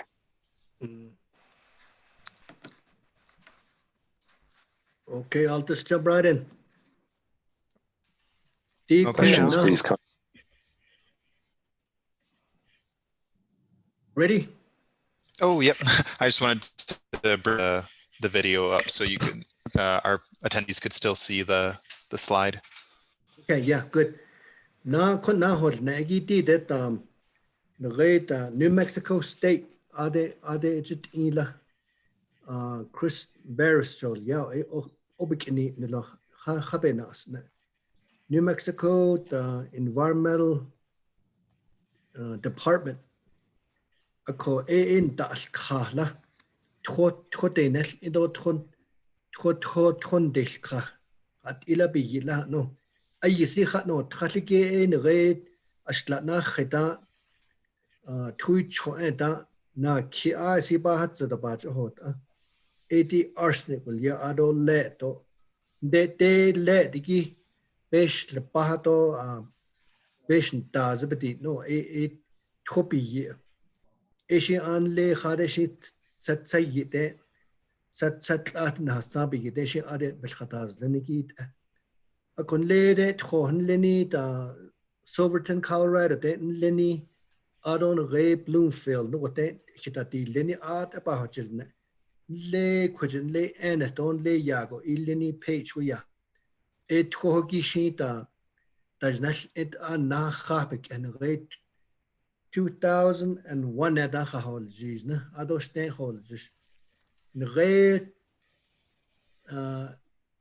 twitch ta itan dande re pesh let the git I sit down not in tajit and hal just oh you twonan now ishin let twitch ta ade twolet scotch na deep pesh pesh la paha nini shin le tropet at shin lapet the has elde a con le tajit ehel jale yasna tal yot oh you ade twonan now Chayil elo kon reich gaat hout elsi kon let nini oyo tendel ki akon anal kit got akon de doit I sipa hat zin zago anal kit au yaw n red chay na gahagi so do adat egi da kibeto lesi awi yahate akoy adot ero khan da kregot Genoye bahajilne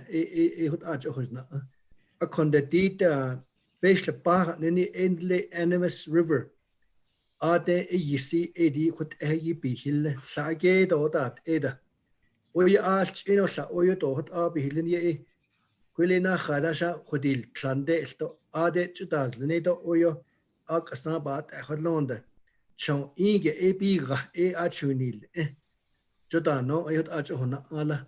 Okay. Okay. Thank you so much, Al.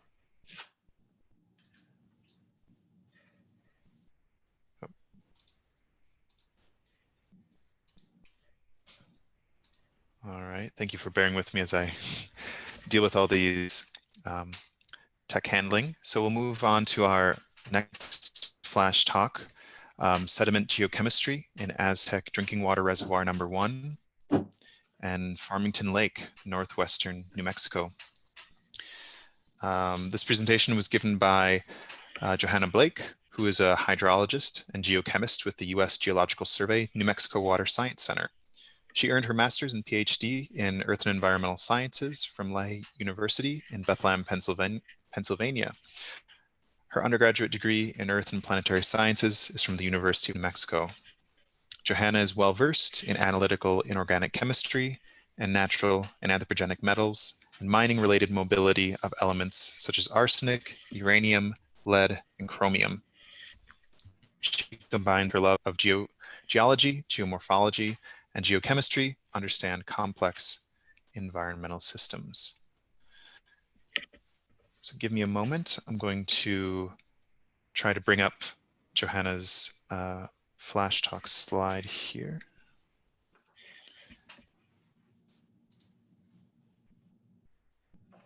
Okay. All right.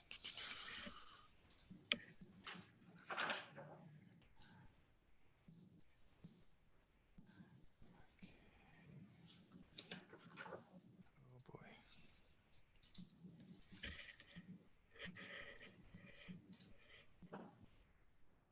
Okay. All right.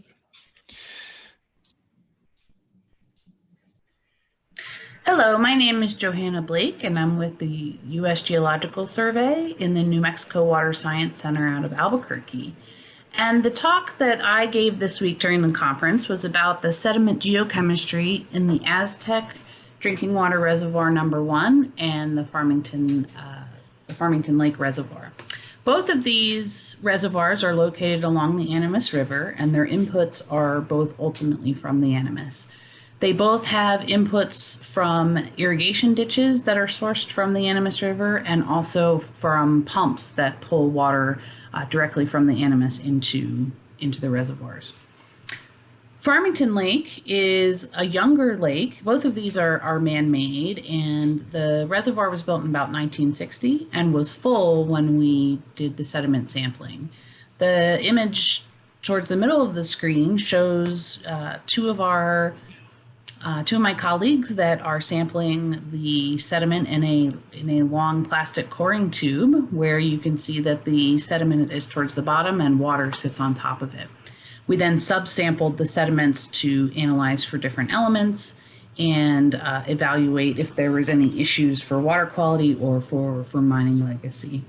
The Aztec Reservoir was built in 1947 but was drained before we went into sample. And so we ended up digging trenches in these sediments and subsampling that way. And you can see that picture down on the bottom right. Chemistry of both of the lakes was analyzed at different intervals with depth. And what we found was that the Aztec Reservoir #1 has chemistry that suggests effects from mining and milling before 1975. The pattern of chemistry with depth in Farmington Lake is a bit different from the Aztec Reservoir, and we're still investigating what that could mean both geochemically and if anything from water chemistry issues, but we don't foresee anything. And finally, the sediment chemistry in both of the lakes was compared to what's called the TCLIP 20. TCLP stands for Toxicity Characteristic Leaching Procedure, which is an EPA procedure that essentially adds some different acids to sediments to see what is leached off of them, to see what could potentially end up getting into a landfill if these sediments were disposed of in a landfill. And for both of these, we did comparisons. For both of these reservoirs, we did comparisons to the sediment chemistry, and neither of them have chemistry concentrations above the the levels of concern. And so ultimately, this work helps us to understand if there's any effects from legacy mining in this watershed, and ultimately looking into more of the questions related to just water quality in general in the Animas watershed. And this helps us ultimately to understand and move down into the San Juan River. And please feel free to email me at jmtblake@usgs.gov if you have any questions.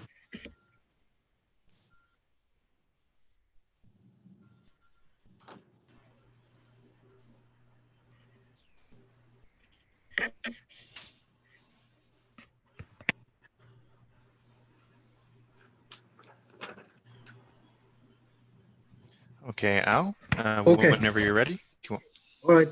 Na kun na jol na ge Johanna Blake jol yeah belagana shijil in Washington, United States Geological Survey, Washington, bata inish edin hasando tonal khacha belkhaz anishi ade njilnish. Ako tho tahitayiniki that is in bitsado tho tahitayin selijo in dasil khacha no. Lashiyetanil injin reta kin tiel Aztec the shin thola tahitayin lashin ata yisichon later kin traho a code naked hat no betratil no beniye nana red tro judo Farmington Lake do ya sat tahitayin red Farmington don't know Aztec or kujo shut up it jo work there na lo tro tahitayin edo but that is ako ada na belash la that is no alia tro tahitayin chon ipen ye yitlato leke trahayat naked hat nido beta inish endel kha adon lebet ate trota hadayini betlat khat le gido edo danil idon del kha cho no hojilne gre kin theljo ajo ta trota hadayini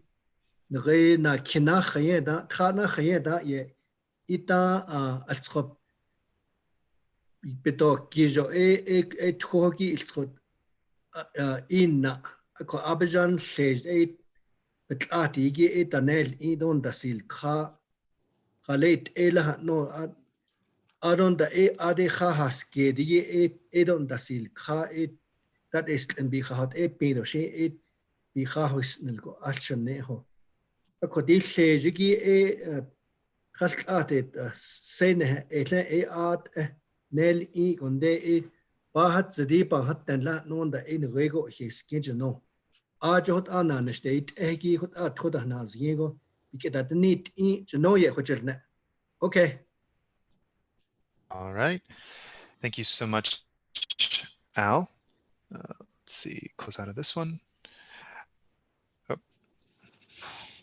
Okay. I believe that Johanna is available for questions. And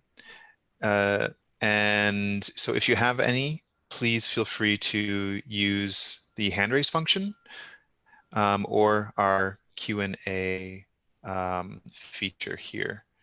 I don't see questions so far, but as you could see from her slideshow, if you have any additional questions, feel free to reach out via email at jmtblake@usgs.gov. Okay. Our next Flash Talk presentation will be another video here, although our presenter will be available for questions as well.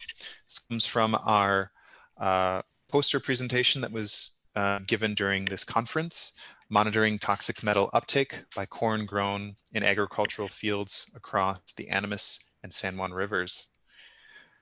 Michael Ray Wyden is a current graduate student at New Mexico State University, seeking his master's degree in plant and environmental sciences.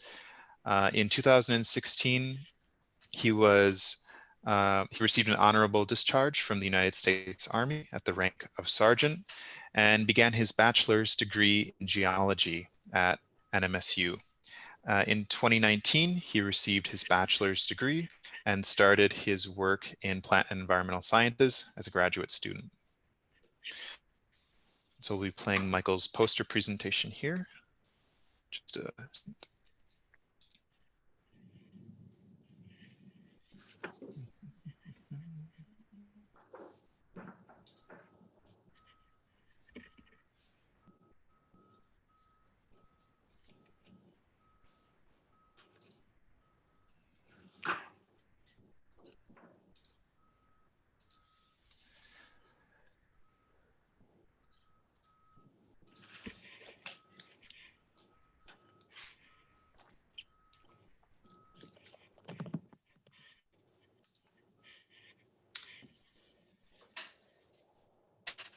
Hello, my name is Michael, and thank you for viewing my poster and listening to this short presentation. In 2018, a graduate student found higher than recommended levels of lead in 3 out of 30 corn kernels in the San Juan Animas River areas, and this study was born from those initial findings. The study was broken into 3 main periods: the pre-growing, growing, and harvest seasons. During the pre-growing season, 5 fields were selected for the experiment through volunteers, 2 fields along the Animas and 3 fields along the San Juan River. Each field was sectioned into 4 quadrants, and 3 sampling locations were randomly picked within each quadrant. Initial portable X-ray fluorescence, or PXRF, scans were taken at this time, as well as surface soil samples for ICP analysis. The PXRF analyzes total elemental concentration in the surface soil and is well correlated with lead and arsenic in the lab, but not aluminum. During the growing season, leaf tissue samples were collected from the 5 fields using GPS coordinates marked during the pre-growing season. At the same time, plants were flagged with orange marking tape for easier identification in the future. These samples were transported back to New Mexico State University, washed, and dried in an oven at 65 degrees Fahrenheit until fully dried. They were then ground in preparation for microwave digestion. During the harvest season, corn cobs, the husks, and kernels were collected from the same plants previously sampled using GPS and the flagging tape placed in the previous season. Just as with the leaf samples, the corn cobs were transported back to NMSU, where they were processed and prepared for microwave digestion by washing, separating the corn husk from the corn kernels, drying them, and finally grinding them. We are still waiting to get back to the lab after COVID to finish digesting and analyzing all of these samples. After harvest season, we rescanned the fields using PXRF and collected some root samples. The literature shows that most plants will concentrate heavy metals in their root systems. The research team believed this additional data would help us understand how the heavy metals are moving within the soil and plant systems. Thank you again for your time and attention. Please enjoy the rest of the conference. Right, and that was Michael Whiting's video. We'll now hear some translation summary, again by Al Yazi.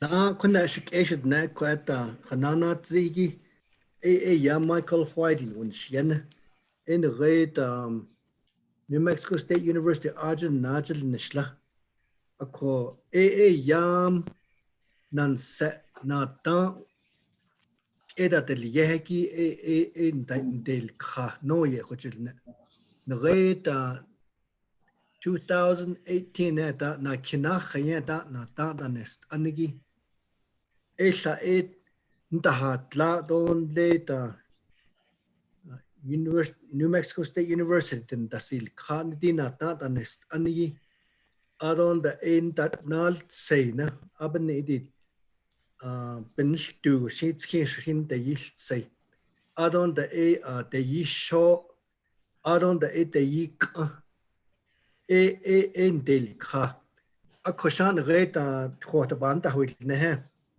parts per million. Sha it was J. Statino Stat gives up Tush Sha 55 gallon barrels again. Sha a 525 go. I don't the 80 a neck at a lead a sad a bit all a 1 part per million will yesha that in. I could da ya a 0.05 Oh, I'm not doing it anymore. Nobody can hear you. That Anna Stainil Kha edik the cost national Nini quite Nikinest Argent needs other idea. A conde in a Annash what's in Nasna Anil Katolil. A conde did not tanki do a bahat zeta. The Ajashita Besh Patch either be in the Chudon, Iliga a Chudon, Equid our age no Bahajilnella. Okay. All right. Thank you, Al.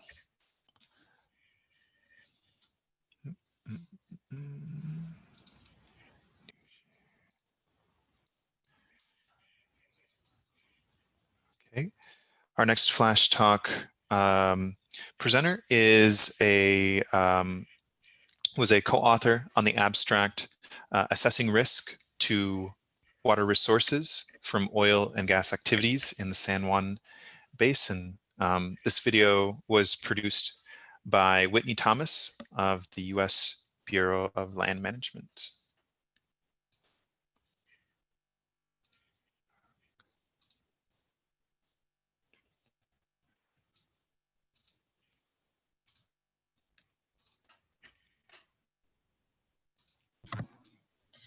Hi, my name is Whitney Thomas. I am the physical scientist for the BLM in the Farmington Field Office in Farmington, New Mexico.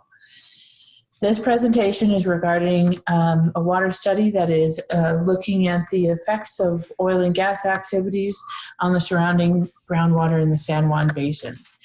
The objectives of the study is to ensure the region's ability to meet current and future water needs, establish a data baseline from which future trends and conditions can be compared.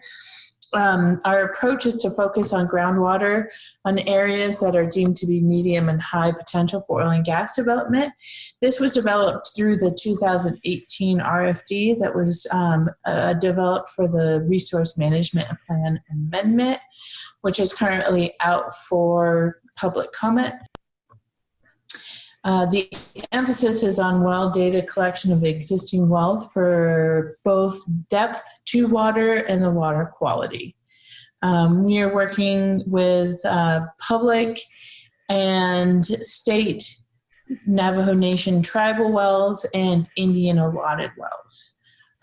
We're coordinating with other federal and state agencies such as USGS, the New Mexico Office of State Engineers, the Navajo Nation, FEMO for the Indian allotted wells, as well as the New Mexico State Lands Office to gain access for the state land wells.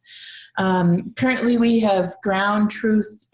Majority of the wells that we have identified as being candidates for the study Currently, we only have 4 data points.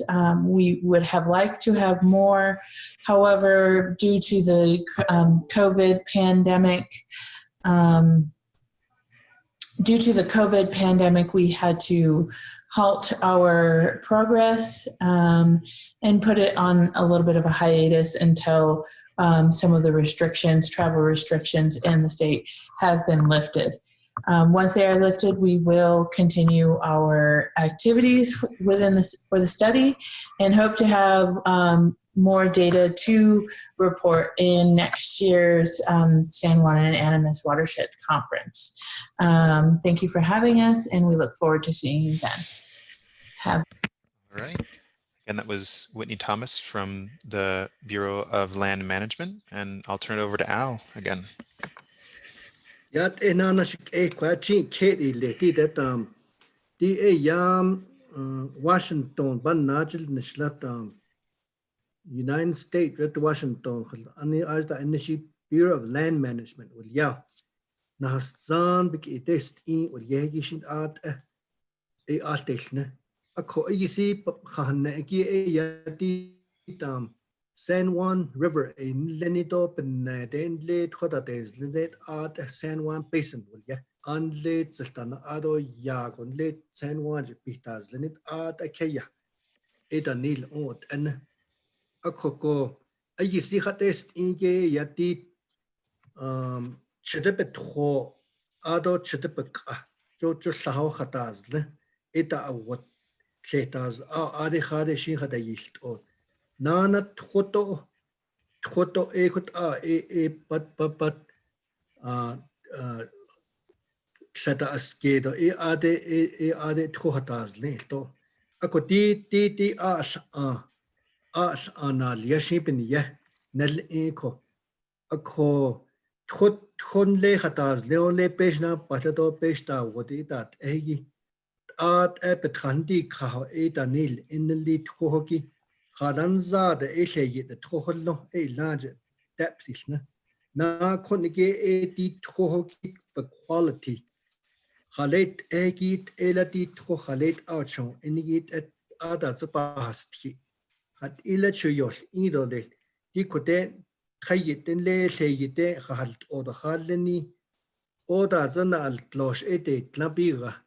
To there's a kujipek etiliatats bira.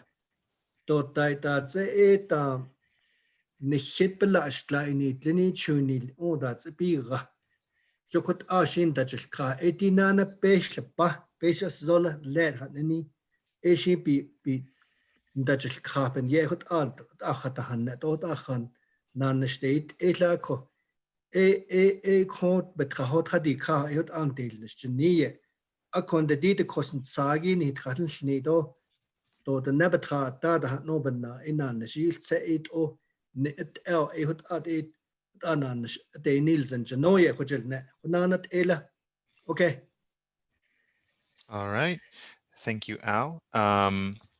We do have Whitney Thomas available to take any questions that you might have. So again, you can use the raise hand function if you'd like to ask Whitney a question about this Flash Talk presentation, or otherwise you can reach out in the chat as well.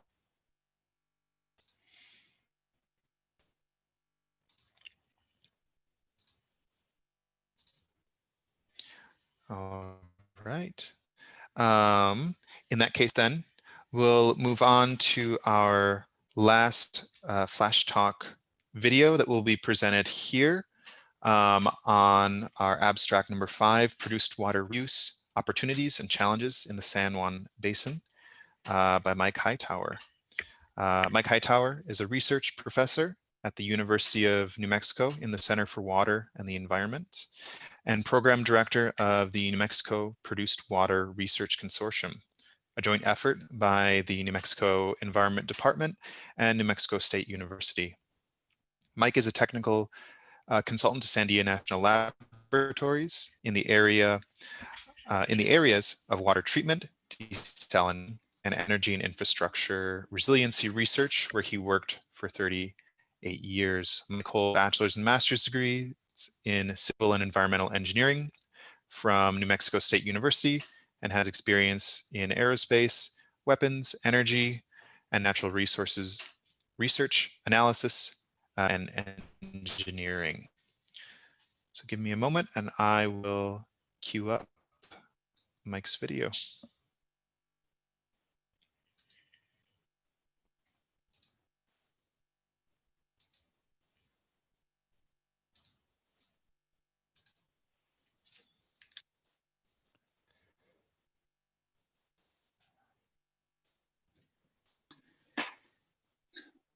Hello, this is Mike Hightower. I'm with the New Mexico Produced Water Research Consortium. My presentation yesterday was about the issues associated with climate change and the impacts that has had on water availability and the movement within the United States through the EPA to look at non-traditional water resources. One of those industrial, non-traditional water resources that the US EPA is interested in looking at treating to supplement fresh water supplies is produced water from the oil and gas sector. And they have been working with the state of New Mexico to identify opportunities to do joint research. And with the recent House Bill 546, the 2019 Produced Water Act, that legislation gave to the New Mexico Environment Department the role and jurisdiction over produced water used outside the oil and gas sector. So in October of 2019, NMED and New Mexico State developed a collaborative research, development, and evaluation program to try and fill the current science and technology gaps in treatment and use of produced water outside oil and gas. As part of that, we developed this consortium, the New Mexico Produced Water Research Consortium. The focus of that consortium is to look at fit-for-purpose treatment of potential applications of treated produced water outside oil and gas, whether it's industrial, road construction, agriculture, rangeland rehabilitation, municipal supplies, or even aquifer storage and recovery for long-term storage augmentation of fresh water supplies. One of the major drivers of the research is to fill those science gaps about what the treatment requirements are to protect the public, environmental, ecological, and watershed health and safety, as well as social and cultural health and safety issues. As part of this collaboration and cooperative group, we have included stakeholders from across the Permian and San Juan basins in New Mexico, including state, federal, and tribal health and resource management agencies, academia, industry, and NGOs, and their technical experts to help us identify and address these science and technology gaps. We're also working closely with other organizations in this transboundary basins in Texas and Colorado to try and include them in our development. I have at the bottom of this view graph my name and the name of Rebecca Roos, the director of this activity under the New Mexico Environment Department. There's our contact information, as well as the website for the New Mexico Produced Water Research Consortium. So you can get in contact with either myself or Rebecca, or look at the website and look at the activities that we have going, the working groups that we have, the technical working groups, the government advisory panels that we have set up to review this work. This is a 3-year effort. Our expectation is that starting in 2021, in October through November of this year and early in 2021, we will be looking at opportunities to do testing and evaluation of some very new and innovative technologies that could increase the supplies of water to supplement freshwater supplies in the state, in these 2 basins, and improve economic development opportunities. Thank you very much. Have a great day. Bye.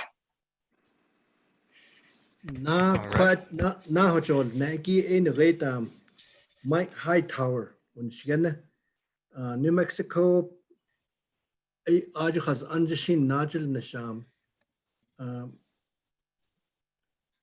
Produce Water Research Consortium واليا يد باجل نأجي دي تخنل انتو تخنال خا تخ بكي تيست إن شو واليا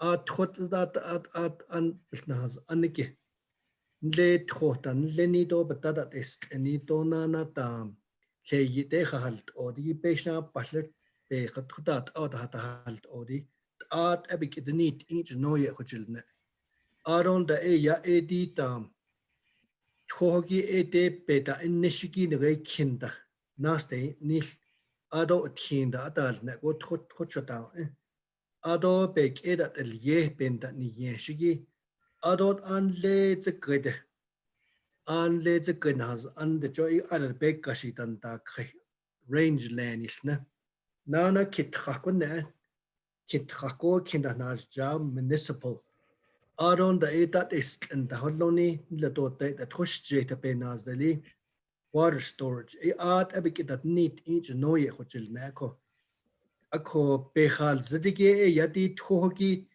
دال كاتون دا إي باهتا الإنكي إي كواجي نهينا نشندات بلا أشتلاي بك إي تيست إي دي تخوهكي بتسادو توخيت آدا تيت أو ليلتا بن يب ناش نيتا بيتو ليليج أشتويت إيني دا أرون دا إي كيا دونان سبكي ديست إي جوت أبا هجلنا أرون لي آد أتخوتا تيز لندي أنا هويز آن دي إيكوت أرون دا إي تام نخيطو إي نيل كاتنه دي تخوت نيل إي نيت أكوت يا نخينا نشندات إجنو با هجلنا أرون دا نغي تو أي نيو مكسيكو أي يادا خجوكو كولورادو بشنيل نستونان خا أبتجو أي تكساس state of Texas jo ipen del nishno hojilna khombije tab khagi jo hom phone number atat adit iship nade desh keltana so aaj bije ta hosla dole eti hot abahan nana kunan sala okay. All right, thank you, Al. As a reminder, I think we have Mike Hightower available in the on this webinar to answer any questions that you might have. You can use the hand raise function. Other than that, you can, he has his contact information provided here if you wish to reach out to him after this webinar series. So with that, that brings us to the end of our Flash Talk presentations. I know we've run a little bit over time, but I still want to allow the opportunity to have some open discussion or additional Q&A. If anybody has any further questions for our presenters today, please raise your hand or use the Q&A box, and we will you'll be allowed to ask any questions. Additionally, if any of our presenters who are here on this webinar, if they have any additional comments or words that they'd like to add about their FLAC presentations, please feel free as well.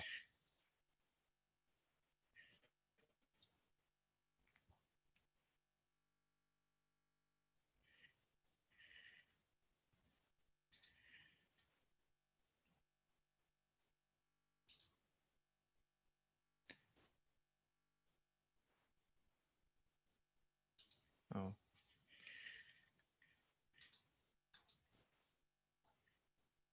All right, well, if we don't have any questions, I guess I'll just remind people that we'll be posting these videos and Flash Talk, all of our Flash Talk videos that we've received to our conference website afterwards, where you'll be able to find and share those. At this point, I would like to, I suppose, just like we opened, have some closing words as well from President Dwayne Chiazzi and Al Yazzie if they'd like to make any closing remarks. Yes, this is Chiliazzi. Being one of the communities that was heavily impacted by the Gold King mine spill, and then the subsequent work that was done by not only Dr. Carletta, but many other entities. I just wanted to appreciate all those efforts in helping our communities better understand the nature of the spill and the impact that that came out of that. In particular, you know, we got all of these researchers and other folks from from universities and industry, government, and all of their techniques, I suppose, are are very much of the same of the same process. But the uniqueness of Dr. Carletta's work is that she was able to do this technical scientific work from a perspective of our traditional indigenous peoples. And it really puts the research and the testing results into a format that is much better understood by our traditional communities. And I think that was that's a great advance that that has been made by Dr. Carletta for this type of work. So again, I want to just appreciate and recognize the good work of all of the presenters and other associates that we've worked with here over this past 5 years. So thank you and good day and be safe out there. Okay, thank you so much, President Yazzie. Yeah, yeah, we should change though. Yeah, I just wanted to make a comparison. I think it was back in the 1970s. There was a toxic spill that took place northeast of Gallup, New Mexico, in the Rio Perco. At that time, we didn't have highly educated Navajos to really intervene for us. And any and everything that was done at that point and how it was dealt with, how it was cleaned up, if it was ever cleaned up, and if there was any compensation or if there was any study made, we don't know. I really don't think so. But this one, at this time, we are so proud and happy of a lot of our highly educated people that we have in Navajo. Not starting with Carletta, Dr. Chief, and then all the institutions, U of A, ASU, Fort Lewis, the Neck College, they all work together, plus the state entities and the federal government. Just want to thank each and every one of you for your help and continued effort. Even though the initial study, that the grant for that ended, your work is continuing and we do appreciate that. Thank you very much. Okay. Many thanks, President Yazzie and Al, for your translation services and your words today. Yes, thanks as well to Dr. Carletta Chief. Unfortunately, she had to leave a little early for some other pressing matters. Before we end today, I'd like to thank as well our ASL interpreters, Emily Peroni and Emily Newbury, for the work that they've provided throughout this webinar series. And thank you as well to all of our presenters and especially to all of our attendees who have participated throughout. This was a first of its kind event for the New Mexico Water Resources Research Institute. We were very curious to see what the attendance and the participation for a virtual conference and a virtual teach-in would be. And I'm happy to say that even despite the unfortunate circumstances of not being able to gather in person, whether it be at San Juan College for the conference itself or as we've done for the past 2 years at the Shiprock Chapter House for the community teach-in. There have been many people who've been able to, who have registered and accessed this webinar throughout the week. Totals registrants throughout the week of the series has been about 282 people. And each day we've seen anywhere from 100 to 200 people accessing the webinar to view our presentations. So I just want to say a big thank you to all of you for taking the time to both present and to participate, ask questions. You can look in the coming weeks. We will be posting slide presentations and videos from throughout the webinar series to our conference website. So thank you, everybody, and I hope that you enjoy the rest of your day.